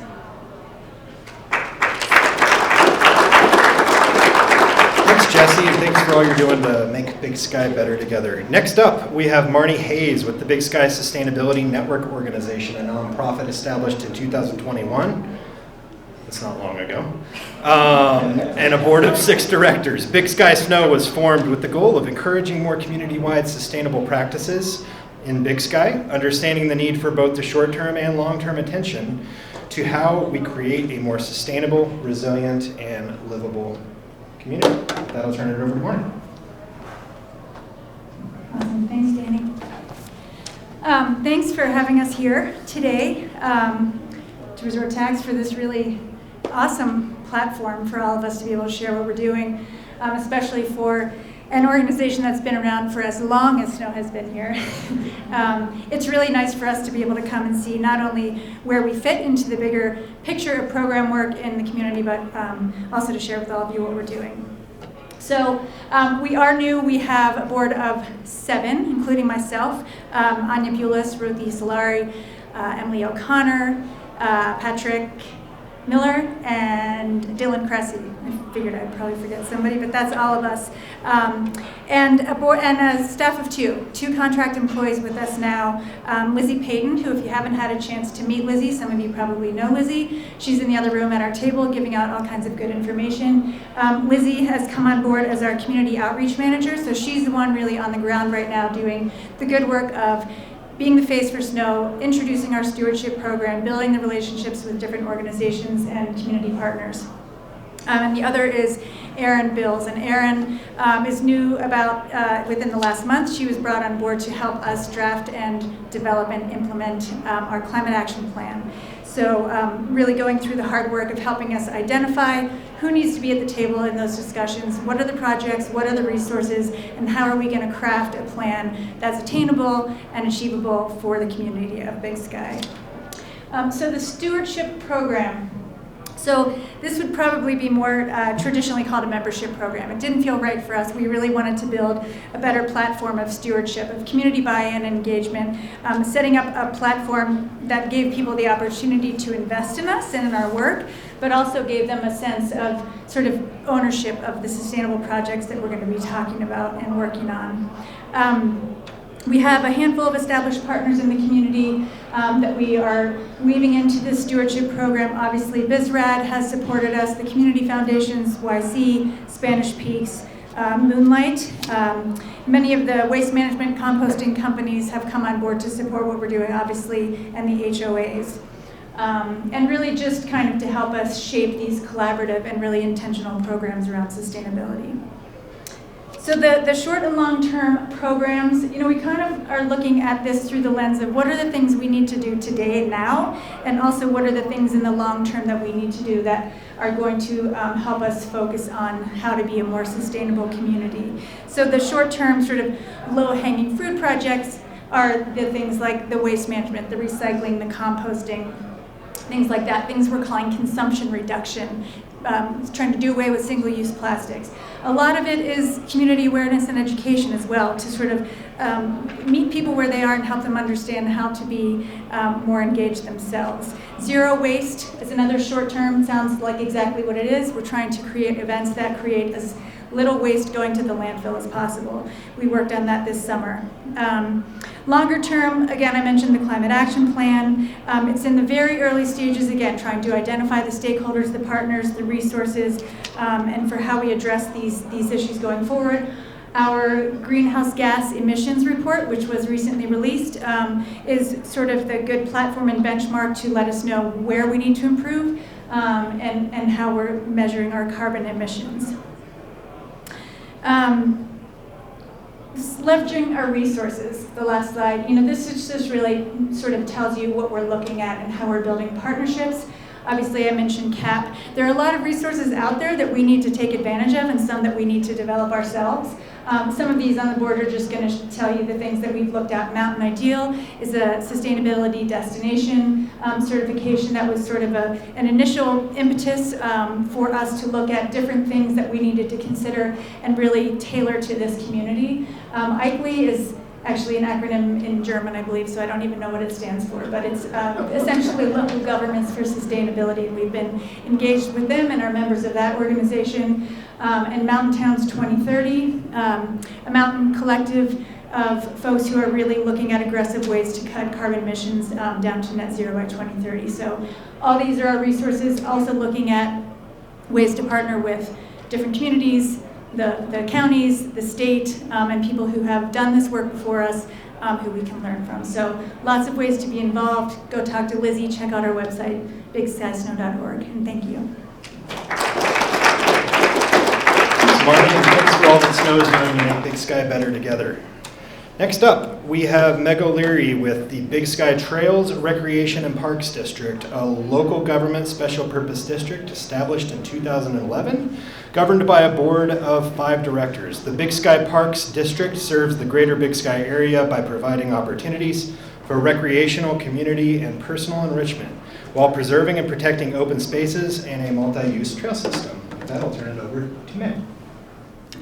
Thank you, Danny. Good evening, everybody. It's great to be here.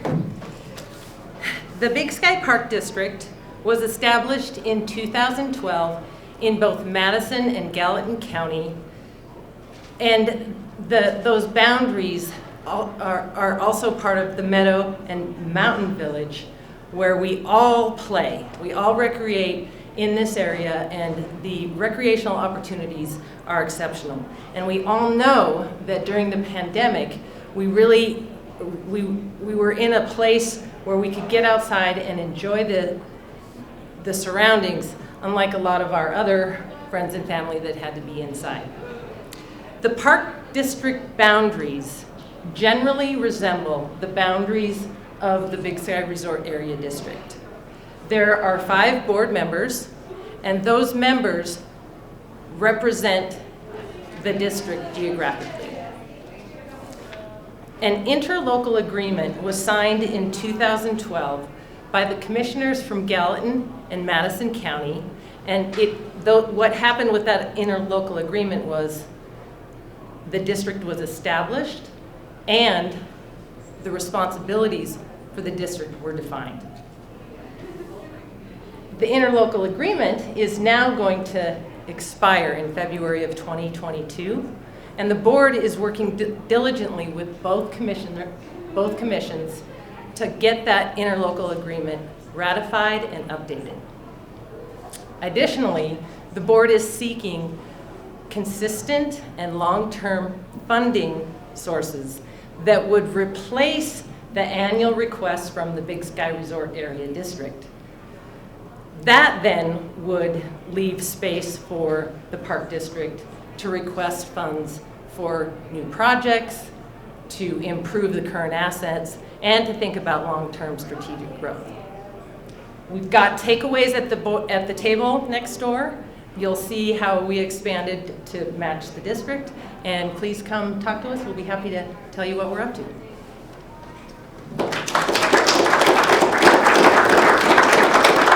Thanks, Meg, and all you in the district are doing to make Big Sky better together. Next up, we have Abigail Brewer with the Center for Large Landscape Conservation, a nonprofit established in 2009 that is governed by a board of 14 directors, with its founders working to advance conservation at the scale at which nature functions for over 2 decades. The Center for Large Landscape Conservation today serves as a hub for science and technical expertise, policy innovation, and collaboration to enhance ecological connectivity with projects and partners in Montana, across our region, the nation, and around the world. So with that, I will turn it over to Abigail.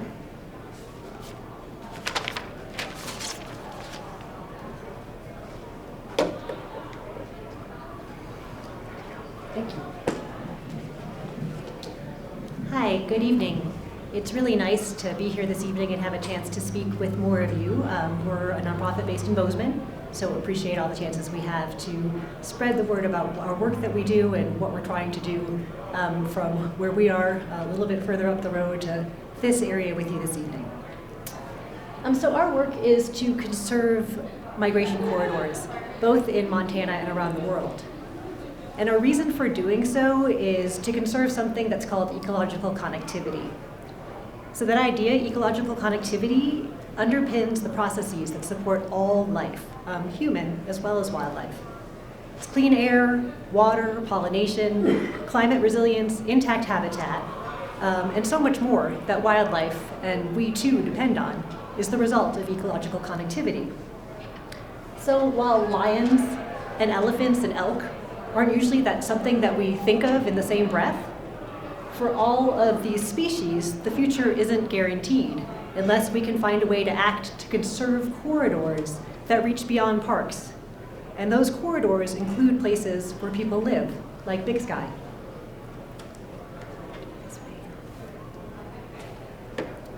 So in terms of wildlife, Montana really is the last best place. And this image shows just a few of the historic migrations that we all continue to enjoy. As growth continues, one of the barriers to ecological connectivity is our road system.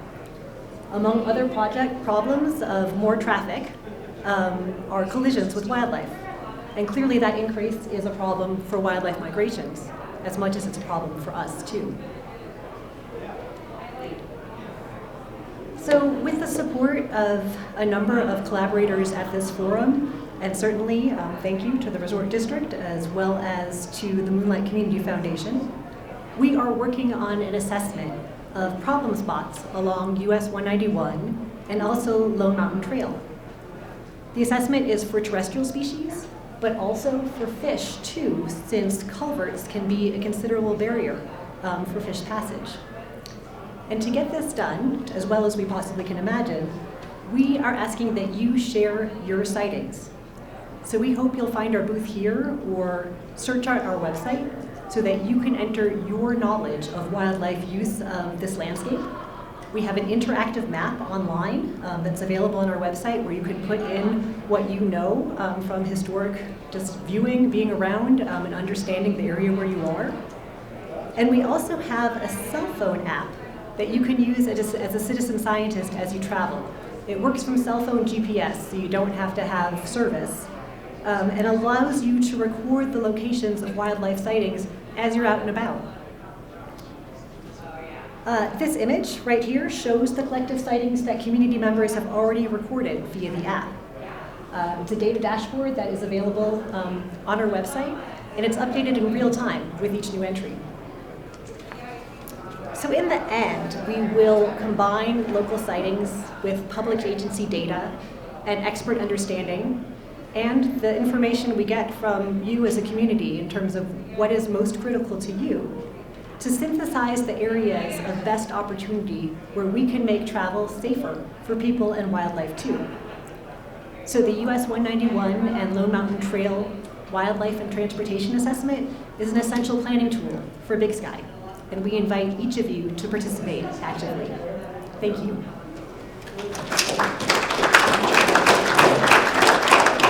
Thanks, Abigail, for all you're doing to make Big Sky better together.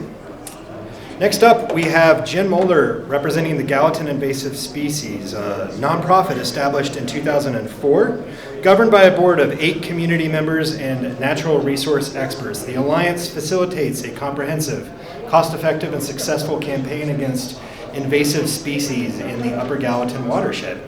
Our project area encompasses some of the most ecologically and economically important resources in the state, providing vital habitat and water for plants, wildlife, and the people who live and recreate in the area. The Alliance works to address and mitigate the impacts of human activity upon natural resources to ensure that what we love so much about this place is not destroyed by our pursuit to experience it. With that, I'll turn it over to Jen. So this curve should look familiar to you. It's the curve medical experts use to educate and motivate public to flatten the curve. We're used to it. But in this case, it illustrates the invasion process. The two curves parallel the importance of prevention, early detection, and rapid response. John Councilman, U.S. Forest Service retired, said, "Resource managers everywhere recognize that invasive species are the biggest threat to the integrity and function of the terrestrial and aquatic environments. I've never seen a landscape recover from the introduction of invasive species. Yellowstone National Park considers invasive species the second biggest threat behind climate change, and the introduction of invasive species has been the primary cause of plant and animal extinctions over the past 500 years. Dr. Doug Tellamy calls invasive plants are ecological tumors that leave your yard. And so what is driving invasive species to spread and proliferate? People. Big Sky is 50,000 acres surrounded by wilderness and national forests and experiencing death by 1,000 cuts. Every road cut is an avenue for invasive species introduction. Every house built is a point source for invasive species spread. Every landscape that's installed with non-native plants and non-native lawn is a habitat that's lost to wildlife and has zero ecological value. It's basically a food desert. So why do native plants matter? Because they are the foundation of all ecosystems and provide critical ecosystem services. They provide the oxygen we breathe, they filter our water, they build our soils, and are the fundamental basis for all life on Earth. Over the past 50 years, North America has lost more than 1 in 4 birds, and populations of insects have declined by 75%. Plants form the critical base for the food chain. It's the first trophic level, that should look familiar, provide the energy that sustains all life on Earth. Insects are the second trophic level, and they're considered the little thing that runs the world, in part because of their role of transforming energy from plants to other animals. So where am I going? 90% of insects have developed specialized relationships with native plants. They can't adapt to eating other plants. So if native plants are systematically eliminated from our area via development that is converting native landscapes to foreign ecosystems, the insect population crashes. With that, bird population crashes, and so on. Basically, it's all connected. So the take-home message is that unless our community commits to both flattening the curve of invasive species and conserving native ecosystems, our ecosystem as we know it is not going to function as well.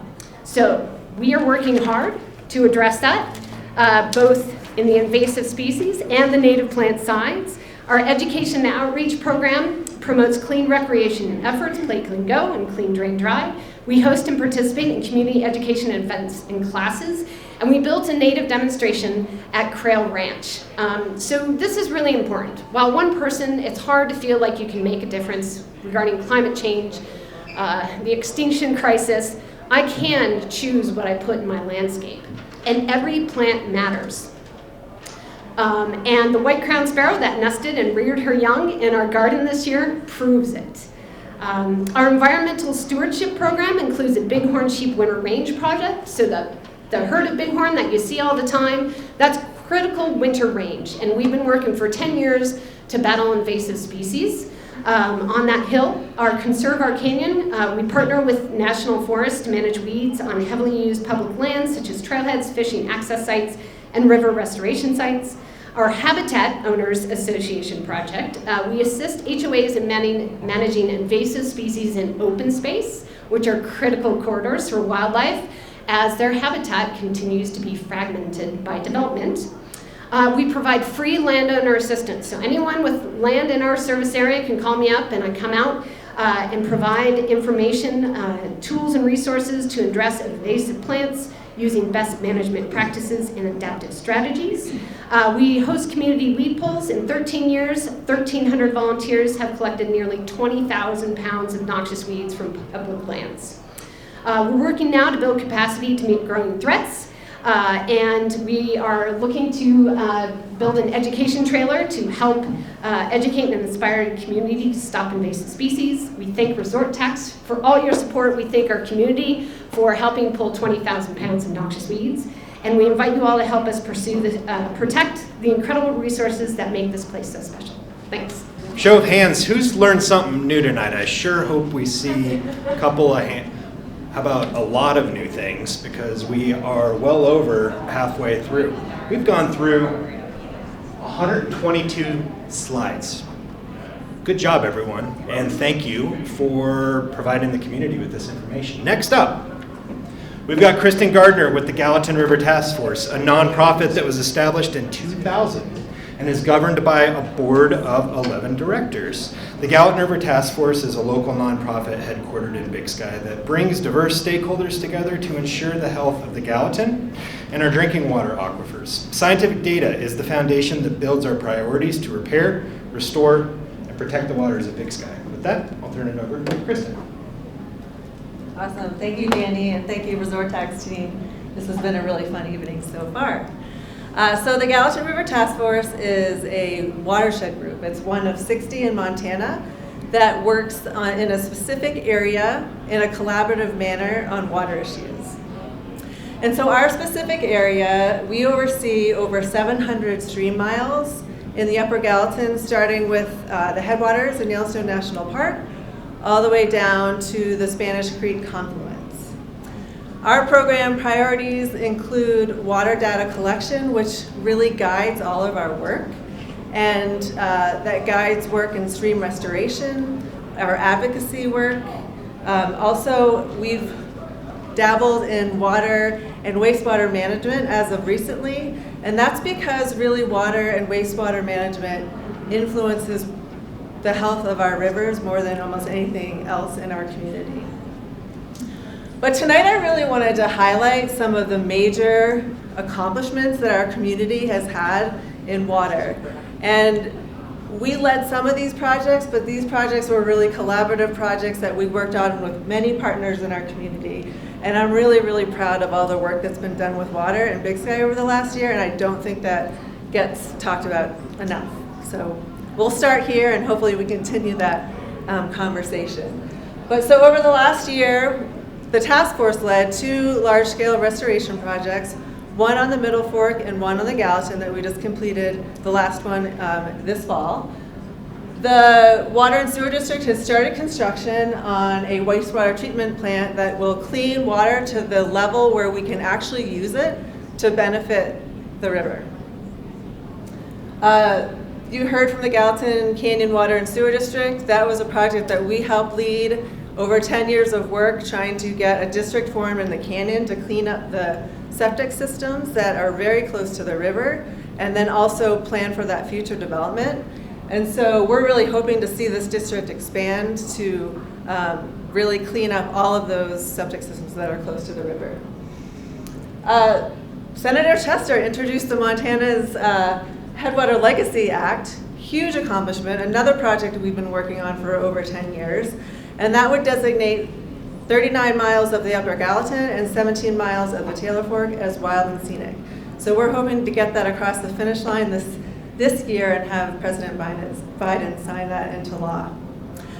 And then finally, the Yellowstone Club, they obtained the first permit of its kind to recycle wastewater as snow, another huge benefit to our watershed, to be storing treated, clean wastewater up in our headwaters where it can infiltrate and then transport to the river in times that it needs it most, like in the late summer and the early fall, to deal with conditions like we saw this summer, that really drought and those low stream flows. So yeah, we accomplished a ton this year. I'm super proud, and thank you for all the partners in this room that played a part of that.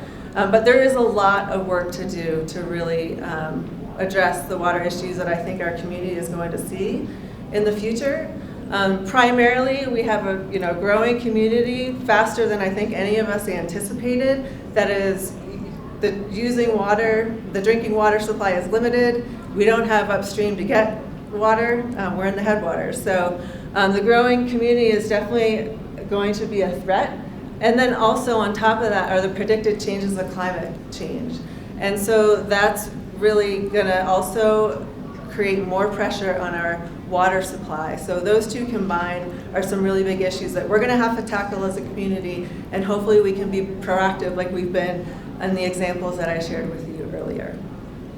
And then lastly, if you want to get involved in water in Big Sky, we have an opportunity for you here at the Wilson on December 9th from 5 to 7 p.m. And we will be talking about some of these water wins that we've accomplished in Big Sky. And then we want to hear your input and thoughts on where our priorities should go in the future. We have some of our own ideas, but we really want to hear from our community, and we want you to get engaged, get involved, because we can't do this alone. We really need your help. So thank you so much, and I hope to talk to you all at some point tonight or in the future on December 9th. Thanks for all you do to make Big Sky better together. Last up on Recreation and Conservation, we have Jesse Weiss with the Montana Land Reliance, a nonprofit that was established in 1973, governed by a board of 12 directors. The Montana Land Reliance partners with private landowners to permanently protect agricultural lands, fish and wildlife habitat, and open space. The lasting benefits of Montana Land Reliance's work are the perpetuation of a lifestyle and an economy that rely on responsibly managed private lands and increasingly valuable Montana open spaces that will continue to nourish the spirit of future generations. Montana Land Reliance opened an office in Big Sky in 2016 and has conserved over 26,000 acres within or adjacent to the BizRad district. With that, I'll turn it over to Jesse. Thank you so much.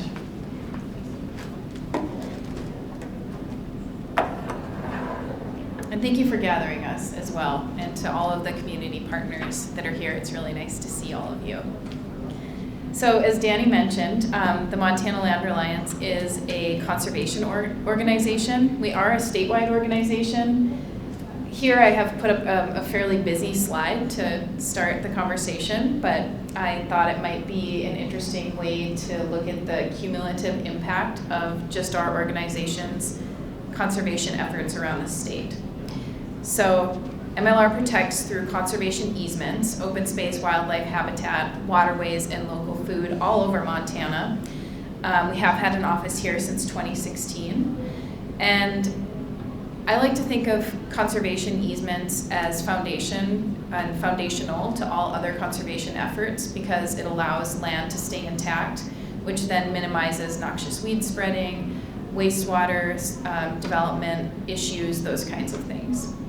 So on this slide, it got crunched a little bit, but we have completed 931 conservation easements in Montana and protected over 1.2 million acres. And what you're seeing here on the statewide map is the blue dots are all conservation easement properties. And anything that you're seeing in the green, like the darker green there, is national forest land. So there's also 60 million acres of private land that's not protected in Montana.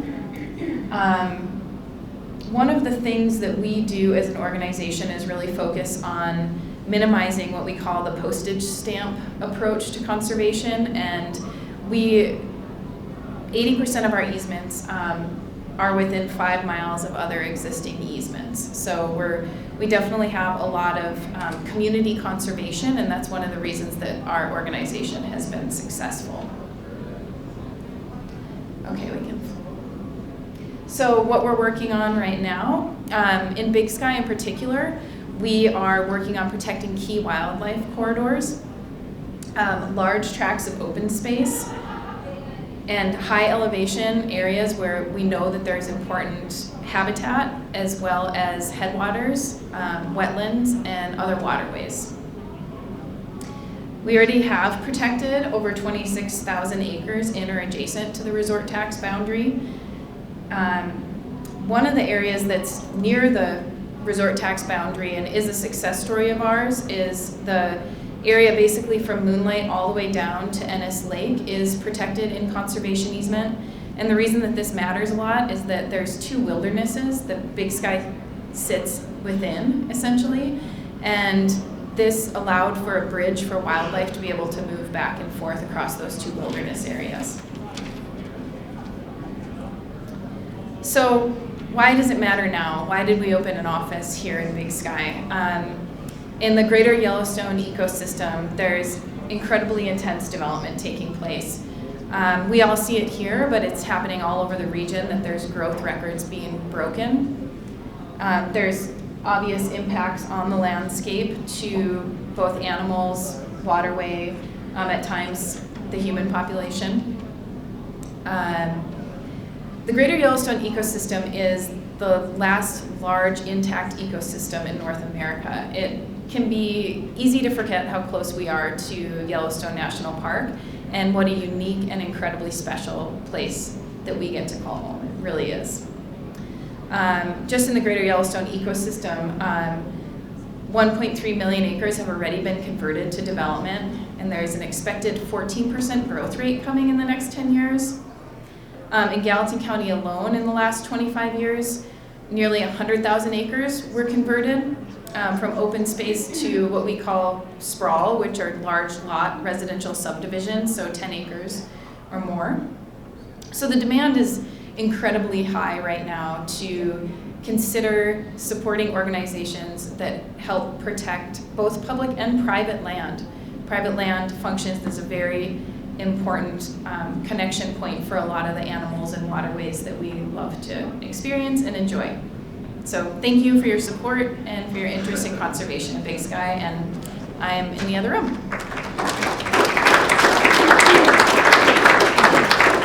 Thanks, Jesse, for all you do to make Big Sky better together. Next up, we have economic development, which consists of two organizations. I will introduce both organizations and then let Brad take it from there.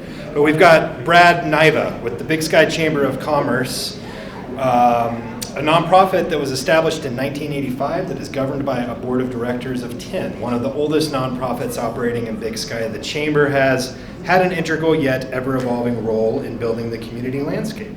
Currently, they are working to strengthen the resources available to our small businesses through education, communication, events, and advocacy. Brad will also be representing Visit Big Sky, a nonprofit which was established in 2010. Consisting and governed of a board of directors of 10, and Visit Big Sky represents our region within the state tourism economy and is the largest contributor to the $3.1 billion Montana visitor economy. With that, I will turn it over to Brad. I will turn it over to Caitlin with the Chamber. See what you did there. Thank you so much, Danny, and thank you for the Resort Tax team for putting us on. It's so great to hear what everyone has going on here in Big Sky. Yes, Brad has decided that he'd like to split these kind of two conversations into two because we are two separate organizations kind of supporting the economic development of Big Sky from two different angles. So to kind of visually represent that, we have two separate people. So kind of how we do, I think one of the number one questions we get at the Chamber is, what do you do? And that can be maybe a negative question, but I think it's kind of empowering because it helps push us forward. And I think what we do is support our businesses, and how we do that are these 5 things. We have our development and education, so Leadership Big Sky, which just started this last week. Crazy, that's already been 7 days. Then we do our advocacy and access, so things like Chamber Days at the Capitol, getting in front of our legislators. Then we have our communications, so our economic profile and our newsletter. So if you have not signed up, please let me know, and I'd love to get you on that list. Then we have our events and programming. So next Wednesday in this very room, we're going to be having our Eggs and Issues and Joint County Commission meeting, so come back out. We also have a flyer at our booth with this information, just as an opportunity to kind of, we'll be talking about taxes in Big Sky, and I have worked to try to make it sexy. So please come, learn, and that's kind of how we try to do is just get information that you need as a business owner, as a community member, and make it digestible so that it can work for you in your business. And then also, networking and visibility. So we have some great opportunities. We have our quarterly member meetup. Our next one is in January. We have our small business virtual roundtables. We do ribbon cuttings, and then in every edition of Explore Big Sky, we have our Making It in Big Sky featurette, which is a great kind of in-depth look at the people who make our businesses work. Next slide. So kind of a little deeper look into how we support our businesses is we're really looking at the resources you guys need to do that. So we have our job board, we're working on cellular connectivity, we're working on childcare programs in partnership with other organizations around the community, but just really where is the need and how can we help with the idea of helping our businesses. And then get to the next one. And then just navigation, just what are the resources we can help provide to help your business navigate this community, navigate just being a business, and the overall support, just how we can understand you. So we're looking to problem solve, have listening sessions, and I think the team we have is really great. We're really open, just wanting to hear what you have going on. So hope that was kept a tight timeline for you. Thank you guys. Thanks for all you do to make Big Sky better together. Up next is Brett. Hi, thank you. My name is Brad Niva. I'm the executive director. Well, I guess actually I'm the CEO. Sorry, that was my old job as executive director. So we have an interesting role in this community in that we are economic development. You'd think of a community of our size, we'd have more than just two, but we are the small group of people that are trying to make things better in our community and economic development. But one of the things is tourism, and our current name is Visit Big Sky. We're actually thinking about maybe we need to change that. We have a lot of visitors coming, but what is happening to our community to do that? So one of the narratives that I've started since I came here about 4 months ago is not destination marketing, but destination management. How we treat and manage the visitors that are already coming. How do we keep our sense of place here? How do we welcome people, but at the same time not love Big Sky to death? So we're working on a couple key projects right now, and I just wanted to run through those right now. I think everybody's probably familiar with this sign program here that's been around in Big Sky for 9 years. Those of us who live here probably understand what canyon means, meadow means, and the mountain means, but does a visitor actually know what that means, and does that help them? So we're going ahead with an RFP that we just put out of $122,000 to redo the 32 existing signs within Big Sky. We'll do a phase 2, which will be 14 new signs, because in the last 9 years, this community has grown past what our current signs are showing. And then last project, phase 3 in 2023, we'll be working on the new monument welcome sign at 191. So how many people drive down 191 and don't realize that there's a fantastic place called Big Sky up the road? So we'll be working hard on that project. So, other thing in our office, so we do manage the visitor center. We took a little over 5,000 people came in the visitor center this summer from June, July, and August. Number one asked question was, where's the bathroom? Our building is not set up for public bathrooms. There are no public bathrooms in town center. And if you talk to the small business owners throughout the community, you will find that this is their number one asked question and also their number one challenge. So working with the fine folks with town center as well as the Simpkins family, they've gone ahead and given us the go-ahead to build a public bathroom within town center. And we think that'll be a big improvement as our community grows. And then the last thing I just want to mention, and is something that we look out for, is we speak for the visitor community. And one of the challenges that we have here is that those of us who live here, if there was a forest fire, we probably know kind of where to go. But in the middle of summer, we have 17,000 visitors here in town. And if there was a fire to come, how do those people get out and go? And so this is just an example of another project that we're jumping into, is educating and planning for fires and emergencies for our visitors and make sure they're safe and they have a great time. So, thank you so much. Answer any questions over in our booth. Thank you.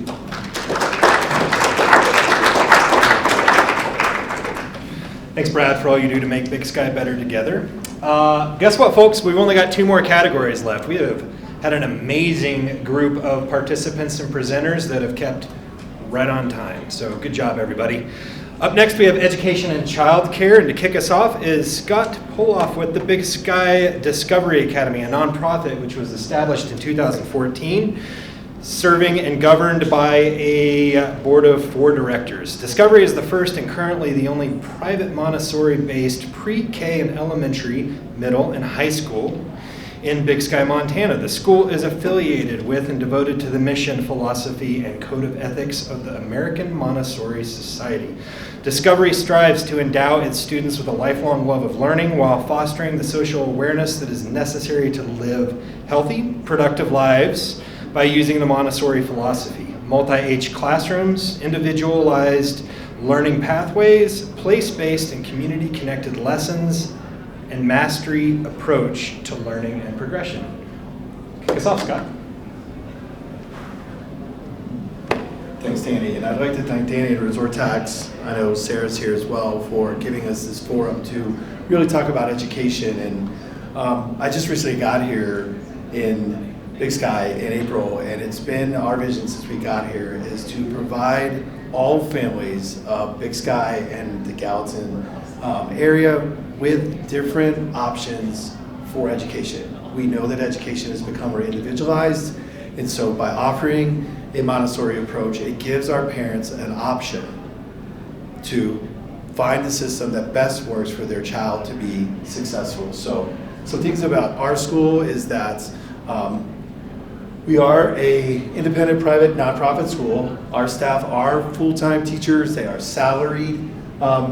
This year we made the shift. All of our students do come to school full-time, 5 days a week, starting at the age of 3. The reason for that is because there is a lot of research that shows that repetition and routine for children starting at the age of 3 are not only healthy for the child, but it is more healthy for the family. Kids are exposed to more language, but parents are also able to provide a more consistent routine, which then allows their child to be more successful. We do run a summer school program. This year alone, we ran, I believe, 9 weeks of summer programming for not only our families, but also families within the Big Sky community. One of the things that we've changed up this year is that all of our parents do receive weekly progress reports, regardless of the age of their child, that tells them exactly where their child is in their individualized learning plan. As Danny had said, we do use the Montessori philosophy. If you're not familiar with what that is, kids are based in age group bubbles of 3.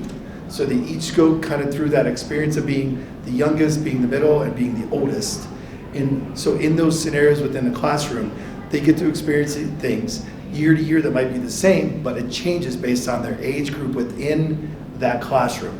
The other thing that it allows students to do is that they can learn at their own pace. So if a student is first grade and they're reading on the same grade as a 3rd grade student, they can sit and read with that child that's in grade 3. Vice versa, if we have kids that need some skills to go down and they need a little bit of more reinforcement, they have classmates in their class that they can do that with as well. We are staffed right now based in ratio. We have an 8-to-1 ratio in our early childhood classroom and 10-to-1 ratio in our elementary classroom. So that means at any point in time you're in the building, we have at least 2 to 3 adults with our kids at all time. Our students at the high school level, Our students at the high school level, some people say, what does a 3-year bubble look like for our high school kids? Our high school kids have their own individualized learning paths, which means when they come to school, they have a monthly map or a monthly calendar for all their courses, and it maps out exactly what they're to be doing every single day. Our kids graduate, our seniors graduate a half a year early. This year we have our first ever student who will graduate an entire year early because they're able to take classes throughout the summer, which then allows them the availability to have a flexible schedule, whether it's work, whether it's to ski, or whether that is to travel. So finally, we're a school, and obviously I didn't proofread this as an educator, so I will take that one, but just very quickly. As a private school, we get a lot of, how can I afford this? 17% of our current student tuition is covered through, whether that is donations, whether that is scholarship funding. What does that account to this year? This year, Discovery Academy will give out $119,000 to families in Big Sky for their children to be able to participate. And that is made possible through organizations like YCCF, Spanish Peace Community Foundation, Resort Tax, Moonlight. If those people were not generous and able to help us, if it wasn't from some of our parents, we wouldn't be able to provide that. But that is one of the great things about Big Sky, is that we take care of our own. And so to those, if you're here and you're involved in those organizations, on behalf of the board of directors and myself, we'd like to thank you for your generosity. And please know that of the 17% of student tuition, that comes out to 23 of our students are receiving, 23 of the 60 students we have right now are receiving financial assistance. So again, thank you. We are the little school behind the moose. People don't know where we are either. If you ever want more information, please feel free to stop by. And I'd like to thank Mario and Dr. Shipman, who are both here too. They have been a great support, not only for me, but for the school, and working with them to try to make sure that we are meeting the needs of all of our families. So I do want to thank them as well.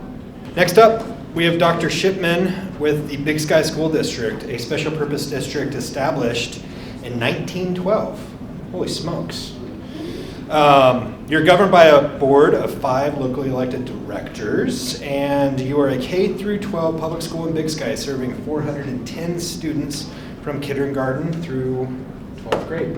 Turn it over to Dr. Shipman. Thanks, Danny. So, Big Sky School District, as Danny said, we've been in existence for over 100 years. Currently, we're a consolidated K-12 public school in the state of Montana. Up through 2009, the school district was an independent K school district in the state of Montana. High school students at that time attended and matriculated to Bozeman High School. This year, our high school is celebrating its 12th birthday, and we're going to be graduating our 12th class of seniors. Our mission and vision, I thought it was going to be up there. Right there. There it is. This is really, it's stated and displayed here, is really rooted in the philosophy and mission of the International Baccalaureate program, of which the school district is an authorized IB World School. We're currently the only school district of our size in the state of Montana authorized to offer the IB Diploma Program and the IB Primary Years Program. And we'll have authorization for the IB Middle Years Program in the spring of 2023. So just, very briefly, some data behind the IB Diploma Program. Last year, we graduated 25 seniors. 15 of those students received a full IB diploma. In the rest of the state of Montana, there were 4 IB diplomas awarded.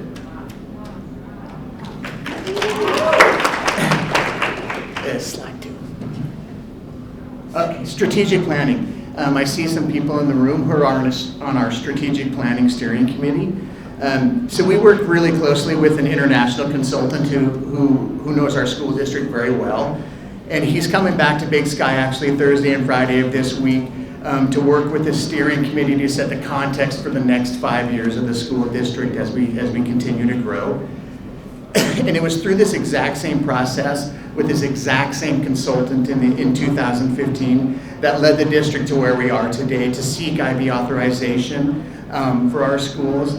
And again, since that time, we've had successful exam results in our school community. We continue to place students in the top 30 post-secondary universities in the world.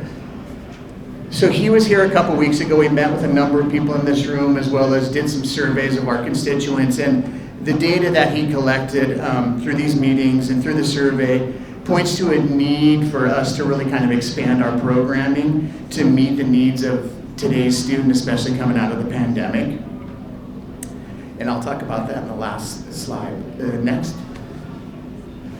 So according to our recent census in Big Sky, we're serving 410 students. That's 14% of the population of Big Sky.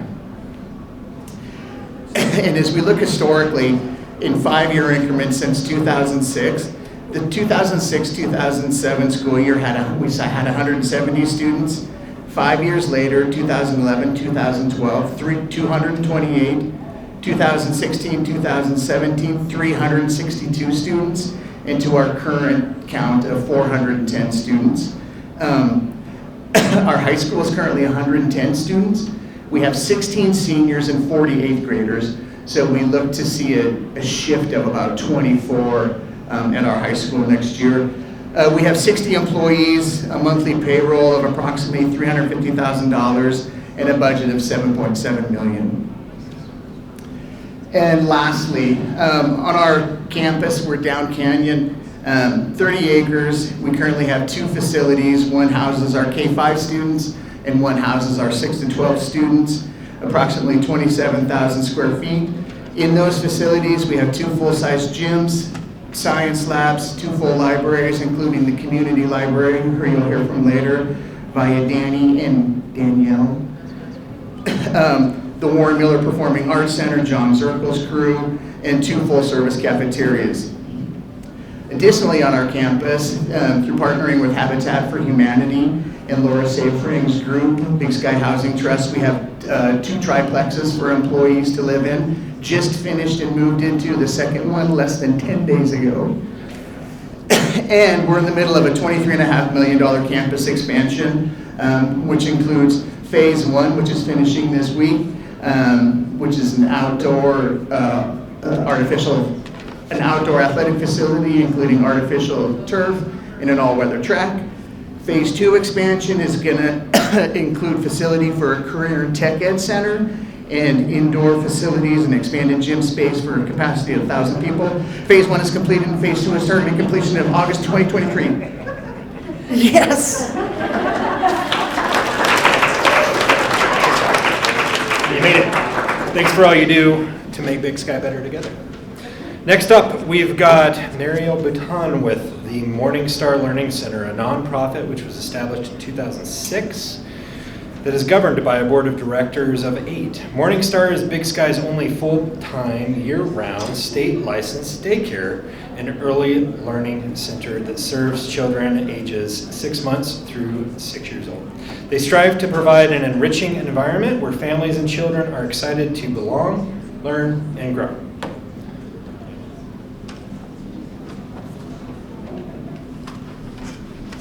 Thanks, Danny, and Resort Tax, and everybody who came together to make this event possible. You guys know about Morningstar, so I really want to focus on the ways that Morningstar has been making some program improvements lately and some really exciting things that we have going on. Starting with curriculum and staff development, we've been putting a lot of investments into making some improvements there, both inside the building and outside, to make sure that all of the kids who attend our center have a really amazing learning experience. For a lot of the kids in Big Sky, this is their first introduction to education and the social emotional learning that takes place, as well as the academic learning, and they're learning about their bodies and mobility. There's just a lot of really exciting stuff going on, and so I want to thank all of the community partners who are here and those who are not here this evening who have helped to make some of these investments and the improvements that we're making in our building. Last year, with the help of Resort Tax and a lot of our community foundations here tonight, we started our first ever needs-based tuition assistance program, and I am so excited about this for 2 main reasons. It really targets our funds to be able to help the families who need it most to be able to utilize our services, and that's just really important to me and I think our board and everybody here. The other thing that we're seeing, and it was one of the goals of the program, if you can't afford a service, you're probably not going to use it. Something like childcare is such a critical infrastructure need in Big Sky for our economy, but also for the children to be able to benefit. As Scott said, having consistent learning is such a critical thing for children of any age, but particularly when they're starting out. And we have seen since we started this program that families who are receiving tuition assistance from this program have increased their enrollment an average of almost 1 full day per week, and I hope to see that continue to grow. And that's a really big deal for us. Staffing, I don't want to spend too much time here because I feel like everybody is pretty familiar with what's going on here. We made a huge investment, thanks to our community partners, in paying our teachers equitable wages here in Big Sky. There's a lot, it's a really complex picture of what that means. Sorry, I'm stumbling a little bit because It's very complex. It's hard to pay any staff here enough to actually live here. So as you heard from other partners throughout the evening, 80% of the workforce in Big Sky is commuting from other areas.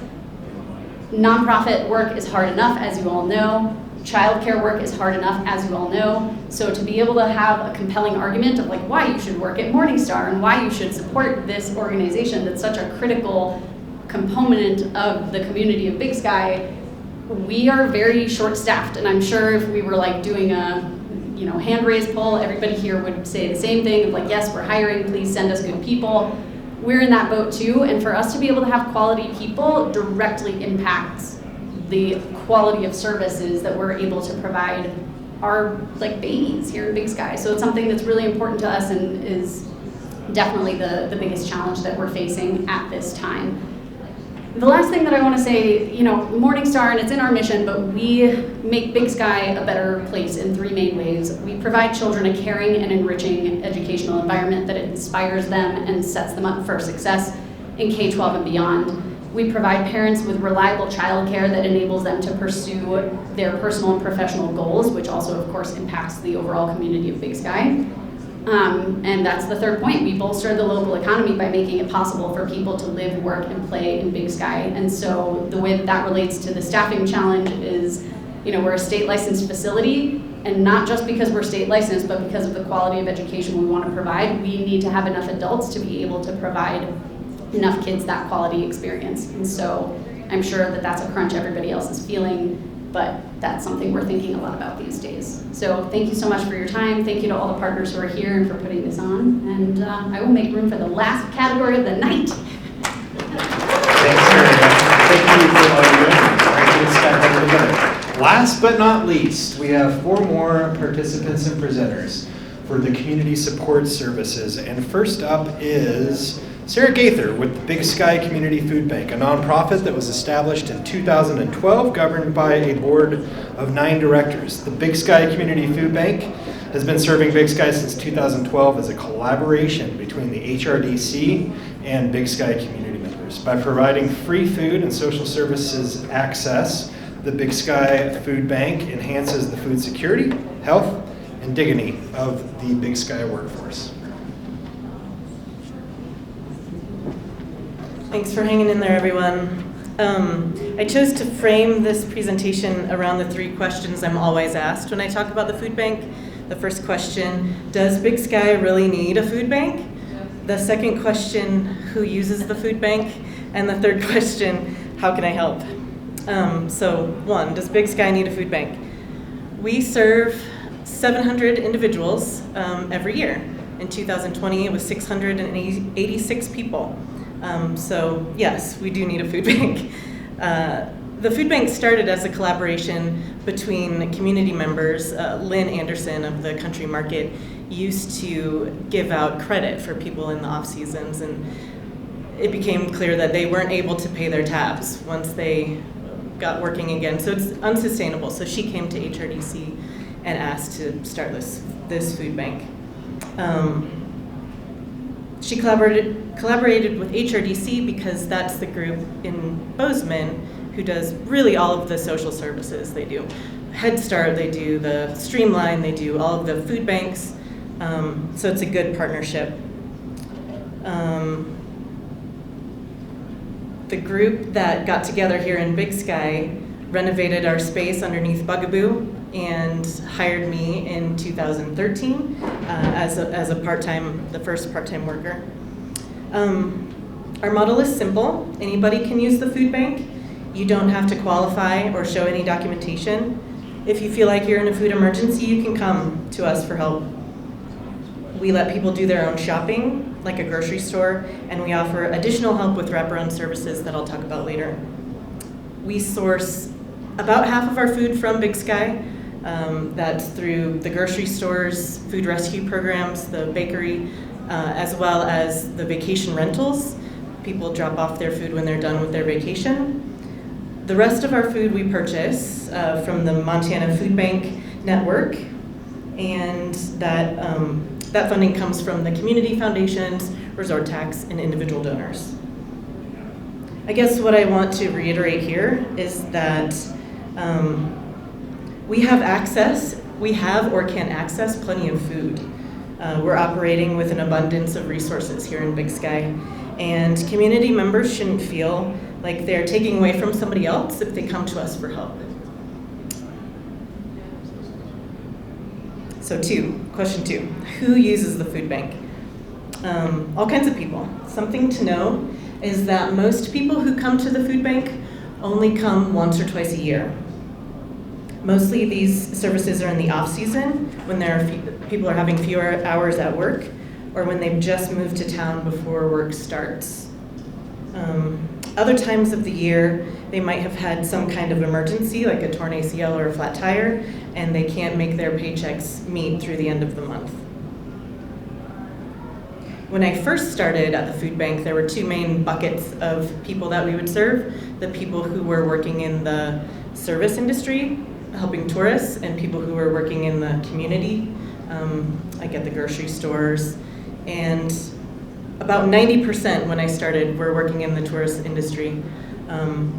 Today, since COVID, it's about 3 buckets. 1/3 of my customers work in the service industry, 1/3 work in community, more community oriented, and about 1/3 is in the construction industry. One of the main takeaways here, I guess, is that all of my customers are working. It's not like I'm serving people who are jobless here in Big Sky. In many cases, wages have not kept up with the cost of living, as we know. So 3, how can I help? We at the food bank are really shifting the framework to encourage customers to utilize our services before they're in an emergency, use our resources as a strategy to make the household budget go a little bit farther. We're very happy to receive grant funding to expand the services, to add computer lab, makerspace, washer and dryer. We're doing expanded partnerships with other organizations like Women in Action, and we're really excited to be offering, extending a little bit more stability to the workforce of Big Sky. People do weird things when they feel insecure. There are a lot of research projects out there that have found that people living in scarcity make poor financial decisions. And so what we're doing is just extending that little bit to make people feel a little bit better, make better decisions. And that's how you can help, is if you're able, extend a little bit of security to the people around you. Volunteer at the food bank, donate to the nonprofits in Big Sky, and there we go.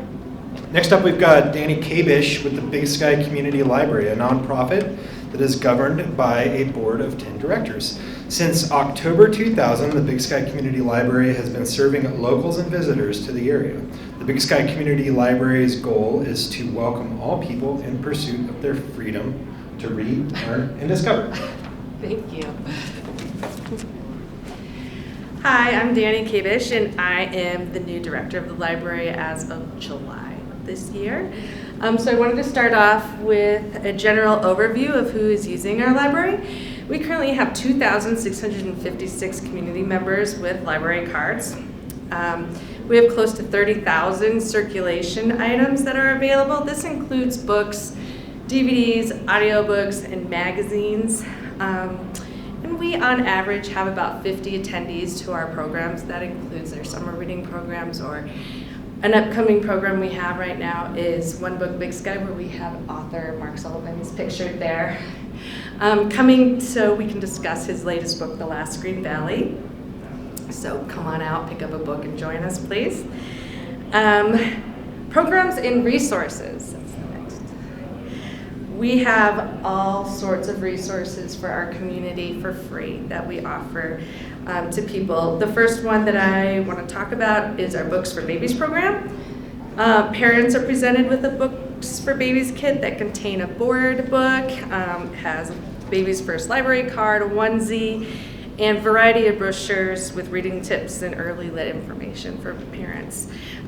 We also offer 1,000 books before kindergarten. We're hoping to work with Morningstar Learning Center a little bit more with that. And it's, again, parents receive resources for read aloud strategies and incentives.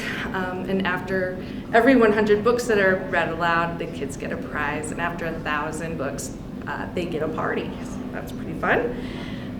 We continue to offer story time every Monday at 10:30 in the library. This is for toddlers and preschoolers. We have a special theme each week. We have toys and snacks and crafts that the kids participate in, and it's a great way to for parents to meet other parents as well. We continue to offer summer reading programs for the kids, teens, and adults. This year's program theme was Tales and Tales. We hosted events such as Magician, Jake's Horses came to teach us about horsemanship, the Raptor Center, Lucy the Avalanche Dog was a lot of fun. Food for the Brain, we work with the food bank. Annually, we team up with our local food bank by providing gift bags with free books for community members. We're hoping to continue with that process and trying to maybe make a little library there for them as well. We provide access to free wireless computers, and we also have printers available for use. We have several online databases in collaboration with the school. We have a total of 11 total research aids available, primarily the Gale databases, where we offer biography database, opposing viewpoints, science research, global issues. In addition to our Gale database, we offer World Book Online and a music online program. Whew. The community can also gain free access to our subscription to the New York Times. That's a really popular item that we offer our community. Rosetta Stone, this service comes with 30 languages to choose from. Overdrive is how you access our best-selling and classic ebooks and audiobooks through your digital devices. So you just need to go online and download Overdrive. Canopy is a free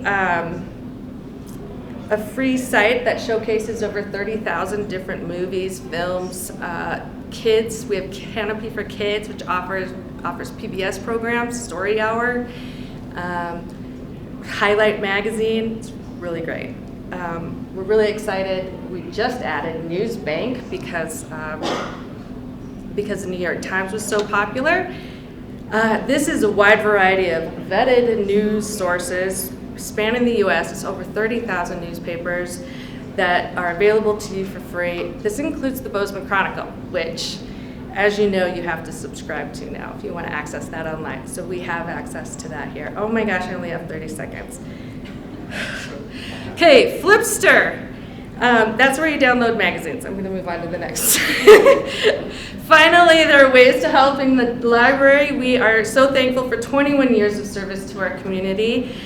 You can donate books, you can donate audiobooks, DVDs. We will be happy to add them to our collection, or we will donate them. Join, become a member, memorialize. You can buy a shelf and dedicate it to Keep going. to a friend or someone you want to honor. And then again, you can just volunteer. You don't have to be an FLL member to come in and help us out. Thank you. And thanks, Resort Tax. Thanks, Danny, for all you and the library are doing to make Big Sky better together. Next up, we have Ryan Wilson with the Big Sky Rotary Club, a nonprofit which was established in 1994 and is governed by a board of 8 directors. Rotary is a global network of 1.2 million neighbors, friends, leaders, and problem solvers who see a world where people unite, take action to create lasting change across the globe in our communities and in ourselves. The Big Sky Club has brought this vision to our community for over 15 years by taking action on some of our most pressing issues. Turn it over to Ryan. Thank you. Thank you. So we have 8 board members, as he stated. We also have 26 volunteers. women and men of all ages and different professions around Big Sky and different outlooks and how long they've lived at Big Sky. So we're very fortunate in that. One thing I wanted to point out is that kind of unlike any other organization we've seen today is that we're actually part of a much larger organization, Rotary International across the world. There's actually 35,000 clubs, 1.2 million members. So we're connected to a very large network, and that has a lot of benefits for us here in our community as well. Some of the things that specifically Rotary International supports are listed up there. And some of the ways we tie ourselves to that is a couple examples would be the Searings Fund and our support over in Nepal. We do that regularly. Our schoolhouse project that we did in Nicaragua a few years back, and then past couple years our water and literacy projects in Guatemala. So we really are able to reach a little bit further than just Big Sky. And with that, we're fortunate enough that with our local club, we're able to kind of tailor that to what our local community needs and how that cycle kind of evolves year over year. You can see we just a couple things we kind of do every year. Our local education scholarships, we gave $6,500 away to our local students this year. One of our big ones that's coming up that you guys have all probably seen is the Giving Tree. We do that every year and give to a lot of great kids and gifts. That's been a really great program for us. Cycle of the Rotary Youth Leadership Program camps and our connection with the Interact school programs there to try to bring up kids in leadership roles. And then we also do a lot of partnering with Gallatin River Task Force, BSCO, Habitat for Humanity. We basically reach out to everybody else that you guys have already seen here tonight. Some of the most, and actually I should comment on a couple of our major things that you guys would also know us for, but our solar call boxes, emergency call boxes in the canyon, everybody loved that project. Town Center Playground that you guys all walked by to get in here, and then our recycling efforts every year at Music in the Mountains. So we really try to get out there to every kind of piece of the community. Just what we've been up to the past 2 months, just tried to highlight our most recent things. We worked over in the park again this year with BSCO, staining the dugouts for the park, and we also kind of brought that on with more staining at the tennis court decks. So a lot of volunteer hours went into that. We started a new program partnering with OFER and back to school supplies for both the school and kids that needed them. That was a pretty exciting event for us this year, and hopefully we can expand on that. And then the most recently we just did last week was vision screening at the West Yellowstone School, so trying to reach out a little bit further to the West Yellowstone community. And it's been 13 years since they've done a regular vision screening for their students there, and we were able to see almost half of the students in one visit, so looking to get back there to help finish that up. If you guys do want to know a little bit more about us, you can search for us and it'll pop up on Facebook, or we have a local website, so just look for Big Sky Rotary Club. You'll get either of those links, and look forward to hearing from you guys. Thank you.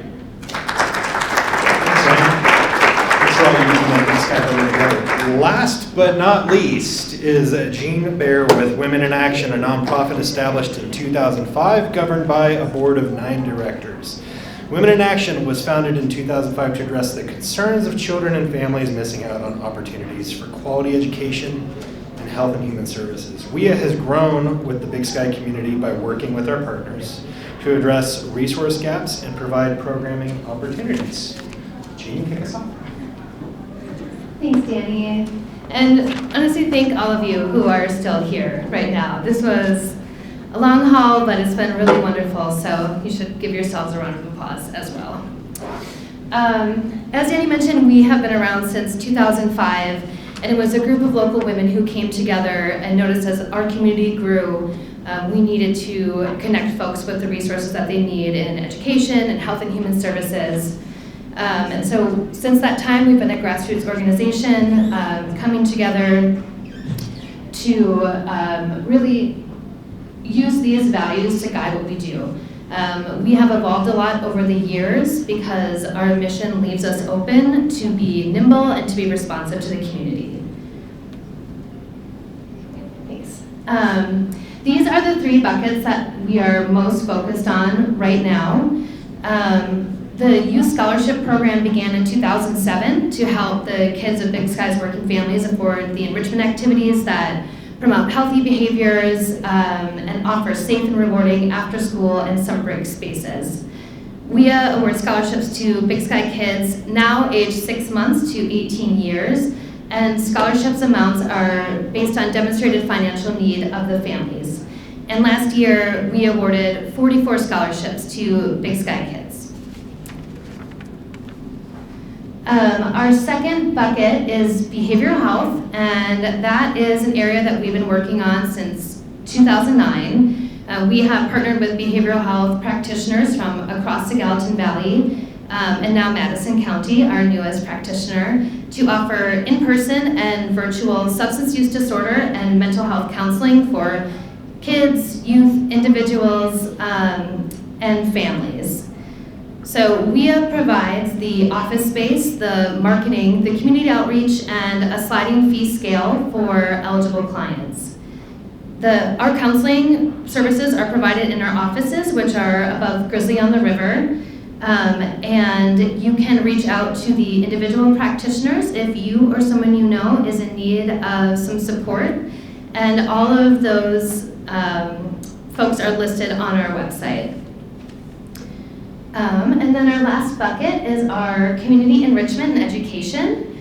Since our founding, WIA has partnered with local nonprofits to offer both enriching and educational programming for kids, youth, and adults. Highlights from the past few years include supporting ELL and music education at the school, sponsoring Noticias Montaña, which is Big Sky's first Spanish language resource. And a few years ago, we also offered a free pediatric CPR class, which we will be doing again once the fire department gives us the go-ahead. We are always welcome to new partnership opportunities for being responsive to needs that you see in the community. So if you ever have an idea for a great program that you'd like to see here, please go ahead and reach out. And that's all I've got. Good job, guys. Thanks, Dean, for all that you do to make Big Sky better together. How about that for a Big Sky 101? We just went through almost 40 organizations that are here to support you as community members. And if you're looking for a place to get involved, there are plenty of ways to get active. You can vote. First off, please vote. You're not registered to vote? Register to vote. You heard about plenty of local government organizations, special purpose districts, a county bond opportunity there that all require you to register to vote and participate. It's one opportunity. Another opportunity is to volunteer. There's plenty of boards that you can serve on, as you just heard about. There's plenty of volunteer opportunities for short term, and there is plenty of opportunities for you to get involved in the long term. You can donate. If you're looking to support any of these organizations, please think about what your priorities and values are and choose to put your money where your mouth is. Lastly, what you all can do in the audience is spread the word. There are plenty of opportunities in Big Sky to get involved. You've heard about almost 40 of them now at this point. It is not enough to show up on Facebook and complain about issues without being in the room. Your voice matters. Your participation matters. If you're looking for ways to get involved or vent or just downright participate, there are many of them in this community. And it's not because we're not incorporated as a community. There's 40 organizations here you can get involved with. Choose to spend your time, your money, your energy in the right way. Thank you all. This has been a great evening. Thank you to all the participants. Holy cow, guys, you just 5 minutes? You did in like 3. Good job. Thanks everyone for joining.